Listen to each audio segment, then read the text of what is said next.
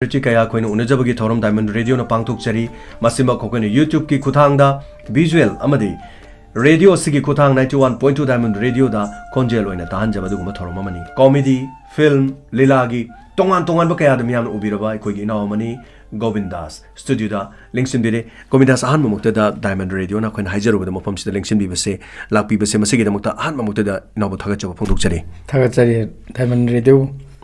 Ahanbada akhoi punchi wari haitare khajiktam mari leina bang asigi mai paklaba sibogi thakta lakpasida akhoi na khangjaning ba khar leje aduga masigi ahanba mukta ima ba ming sam taibiu aigi hek pokpa father gi mingse longjam deval singh hoi aduga aigi ma apopisina longjam ongbi chandrakala devi hujik se ima baba adum tek kaidana adum leiri hujik yam kari hona biri mo ko yum da gaidi kari hona le biri yumda se akoi ma hoise dum dukan macha ma phamaga so dukan macha phamaga sum tek sum toroga leiri yam nungai ri adi sinau se kya no punna le akoi sinau se punna di akoi sinau se mari ne hoi ningsang bu fatte haiduna akoi se sinau humni dum hayon dum humni dum khumjere haita do leiki da base sum mathak te leiki da chawroga leiki da chawro kandani chawr chahi kya mukta kamaina yum panba hek tha ma padring gi nimit ramangani khak leramaga leida tu kaisu kai di panbada du kaisu kai di nungsi bi bani adu mo ko hi as a part of family oiramani na ko adu kaisu kai leiti amarom da adu isa gi date of birth se kya no sahi kunga nipal mo kunga mapal mai sure na hayo adu to pokpo gi tang si kari gu birthday tok tar gi hoji mo si khisa gi ne khangri adu date of birth se birthday se kari da pangthok pi gan mayam na haire ga di adu di kamai na sum haire sum adu tar gi dum yeng tar yam nungai je do the chai chorok pam de hai bi re adu ga school se ko gi schooling se kamai to bi ro ke hai ko school ka ba se primary se krai white tam bi re school ka white tam bi re adu ma se tam mayam da bi tam bi school se ai pi ngai diga hona ai je uyal high school dagi horak pane the class sum mari tamaga sum la kan sida ai se yamna su ai gi art ki maram su yamna pamjarak pa isai se ai de khwai de pam se isai ne hoi isai se lakchar pa se dum function khudi makta teachers day khudi makta dum koi uyal high school jira aina jum la sum la kan sida koi class 7 thangan bazar da leba maxwell india high school da gi mohonge adi maka da ba mari sum tamdraga class 10 loisal le adu dei ai art ki maram chang bahura adu ngasai gi khoi gi sumaina change na haibe se khoi gi mimicry artist natraga film gi natraga karamba line no changi sai di mayam leiriba art ki lam sida haitare isai adagi di acting karamba do change ni sana di matam do lepi ki matam do da mangang ori dei dei di matam do lekbidi aseng ma change na khangi bidi isai sini isai se adu gi matik paisa yamna chang gi matam oiba hoi aina si somda si leitaba ni na aina kamai torga khangna ba sanga panga si yaw da ba yarakte ba hoji ki isai gi matam si de adu na ai si tongan ba bhabam da sum leiba haitare adu dagi dai wakal ma khakhan laga adu targa di imana ba khara adu gi area do tina ba imana ba khara loina raga taw si taw si lo hai bu gi tanjam khak lak pani na ai si mimicry si da num la ki ba mong da leiga adu di mimicry dum changre karawai dagi inspiration jai di mimicry tamba hai se akhoi gi karamba artist sing de yamna maru ina matou tamba se makhoi se gi matou tambi rak page sini matam sida ayam ba taba sing je loin tambi bro kamai to matam da ina tamak pa yana ba da tamak pa se ai gi hek poglok pa dagi aina he hainerjar pa se akhoi hogdong ma kol da khong ba se sigi di adum lakhi bai tar ai gi laiton se dum pa ga han ba se am maru ina hogdong ma khon se adu dagi di ai ju isai dum sam kan da tambadi tamdi ko adum keset tagi sum tamaga sum taraga sum adu di hejara bodo adumai sum torom aduga usiki hogdong mkhon ji de leiton je pak legra aduga si ma chagadam ne oja singleng gi chagadam adu chagadam haibe poti ai adu matam da leite yes adu matam aduga hogdong mkhon se maroina khoi school gumbada natraga lekoiro lekai da ma se hogdong mkhon sabdi manaba singda khoi kari na maroina kamai tor moi de so ji utki haidi karma wahi hairaga hogdong ni matau natraga wa song khong ta bibra kamai to admai to ge akoina angang oring da ai akoi bong sina pur salaga tentha da akoi ine le tentha ge ji pur salaga ai si angang yoi oina zum purga imanaba sing tinali adu ye de kairo lekai ge tentha da ni ko tentha sida akoi gi hogdong si ani siknarakpa ꯍꯧꯗꯣꯡ ꯑꯅꯤꯁꯤ ꯆꯤꯡꯅꯔꯒ ꯈꯠꯅ ꯂꯩꯔꯝꯕꯅꯤꯗ ꯈꯠꯅ ꯂꯩꯔꯝ ꯀꯥꯟꯗ ꯑꯩꯁꯦ ꯑꯁꯤꯁꯦ ꯑꯩ ꯅꯥꯛꯇ ꯆꯪꯍꯜꯂꯛꯀꯦ ꯌꯦꯡꯉꯨ ꯑꯁꯤ ꯊꯨꯒꯥꯏꯒꯦ ꯌꯦꯡꯉꯨ ꯀꯥꯏꯅ ꯑꯩ ꯅꯥꯛꯇ ꯆꯪꯍꯜꯂꯛꯀꯦ ꯌꯦꯡꯉꯨ ꯁꯝꯕꯂꯩ ꯃꯔꯝꯁꯤꯗꯒ ꯂꯨꯝꯃꯒ ꯑꯩꯅ ꯈꯣꯡꯕꯅꯤꯗ ꯑꯗꯨꯗ ꯑꯩ ꯈꯣꯡꯉꯨ ꯃꯥꯟꯕꯅꯦ ꯈꯣꯡꯖꯤꯜꯂꯨ ꯀꯥꯏꯅ ꯇꯧꯔꯒ ꯑꯗꯨꯃꯥꯏꯅ ꯑꯗꯨꯝ ꯇꯧꯔꯛꯈꯤ ꯍꯥꯏꯇꯥꯔꯦ ꯑꯣ ꯁꯨꯝ ꯑꯗꯩꯗ ꯌꯥꯎꯒ ꯇꯧꯕꯁꯦ ꯑꯩꯈꯣꯏꯒꯤ ꯒꯣꯕꯤꯟꯗꯥꯁꯀꯤ ꯑꯁꯦꯡꯕꯒꯤ ꯃꯥꯒꯤ ꯄꯨꯟꯁꯤꯒꯤ ꯋꯥꯔꯤꯁꯤꯗ ꯍꯧꯗꯣꯡ ꯈꯠꯅꯕꯗꯒꯤ ꯍꯧꯗꯣꯡ ꯃꯇꯧ ꯇꯝꯈꯤꯕꯒꯤ ꯋꯥꯔꯤꯁꯤꯅ ꯌꯥꯝꯅ ꯏꯟꯁꯄꯤꯔꯦꯁꯟꯁꯤ ꯁꯤꯗꯒꯤ ꯑꯣꯏꯗꯣꯔꯤꯅꯤ ꯃꯤꯒꯤ ꯇꯣꯉꯥꯟ ꯇꯣꯉꯥꯟꯕ ꯃꯁꯛ ꯈꯪꯕꯒꯤ ꯃꯑꯣꯡ ꯃꯇꯧꯁꯤ ꯂꯩ ꯍꯥꯏꯖꯔꯤꯕ ꯑꯗꯨꯕꯨ ꯌꯥꯝ ꯅꯨꯡꯉꯥꯏꯖꯩ ꯑꯍꯥꯟꯕ ꯃꯇꯝꯗꯨꯗꯒ ꯅꯤꯡꯁꯤꯡꯕꯤꯕ꯭ꯔꯥ ꯌꯥꯝ ꯀꯟꯅ ꯃꯇꯝꯗꯨꯗ ꯇꯧꯗ꯭ꯔꯒꯁꯨ ꯑꯩꯈꯣꯏ ꯍꯧꯗꯣꯡ ꯈꯣꯡꯈꯤꯕꯒꯤ ꯃꯑꯣꯡꯁꯦ ꯃꯗꯨ ꯈꯤꯇꯪ ꯃꯇꯦꯛ ꯑꯃꯇꯪ ꯇꯝꯕꯤꯌꯨꯅꯦ ꯑꯍꯥꯟꯕ ꯑꯣꯏꯅ ꯉꯁꯤꯒꯤ ꯃꯣꯏ ꯑꯅꯤꯁꯦ ꯈꯠꯅ ꯂꯩꯔꯝ ꯀꯥꯟꯁꯤꯗ ꯑꯩꯅ ꯑꯁꯤ ꯊꯨꯒꯥꯏꯒꯦ ꯌꯦꯡꯉꯨꯀꯣ ꯍꯥꯏꯈꯤꯕ ꯃꯇꯥꯡꯗꯣ ꯃꯣꯏ ꯑꯅꯤꯒ ꯈꯠꯅꯕꯗ ꯍꯥꯟꯅ ꯇꯝꯒꯦ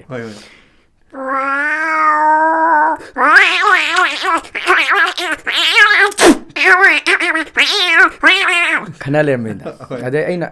ꯑꯁꯤꯁꯦ ꯈꯟꯅꯕ ꯇꯣꯛꯍꯜꯂꯒ ꯑꯩ ꯑꯃꯨꯛ ꯑꯩ ꯅꯥꯛꯇ ꯂꯥꯛꯍꯟꯒꯦ ꯀꯥꯏꯅ ꯍꯥꯏꯕꯁꯦ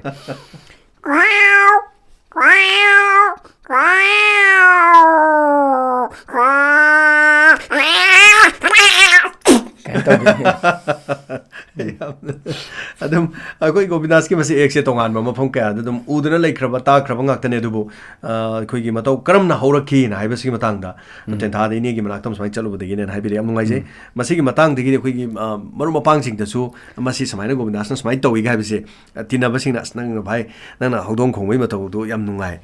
ꯃꯁꯤ ꯈꯤꯇ ꯑꯩꯈꯣꯏꯁꯨ ꯇꯥꯖꯒꯦ ꯀꯥꯏꯅ ꯅꯠꯇ꯭ꯔꯒ ꯚꯥꯏ ꯑꯝꯇ ꯇꯧꯔꯛꯑꯣ ꯀꯥꯏꯅ ꯊꯧꯒꯠꯄꯤꯕꯒ ꯌꯥꯎꯕꯤꯕ꯭ꯔꯣ ꯀꯃꯥꯏꯅ ꯇꯧꯒꯦ ꯁꯨꯝ ꯑꯗꯨꯗꯤ ꯑꯗꯨꯝ ꯍꯥꯏ ꯑꯗꯨꯝ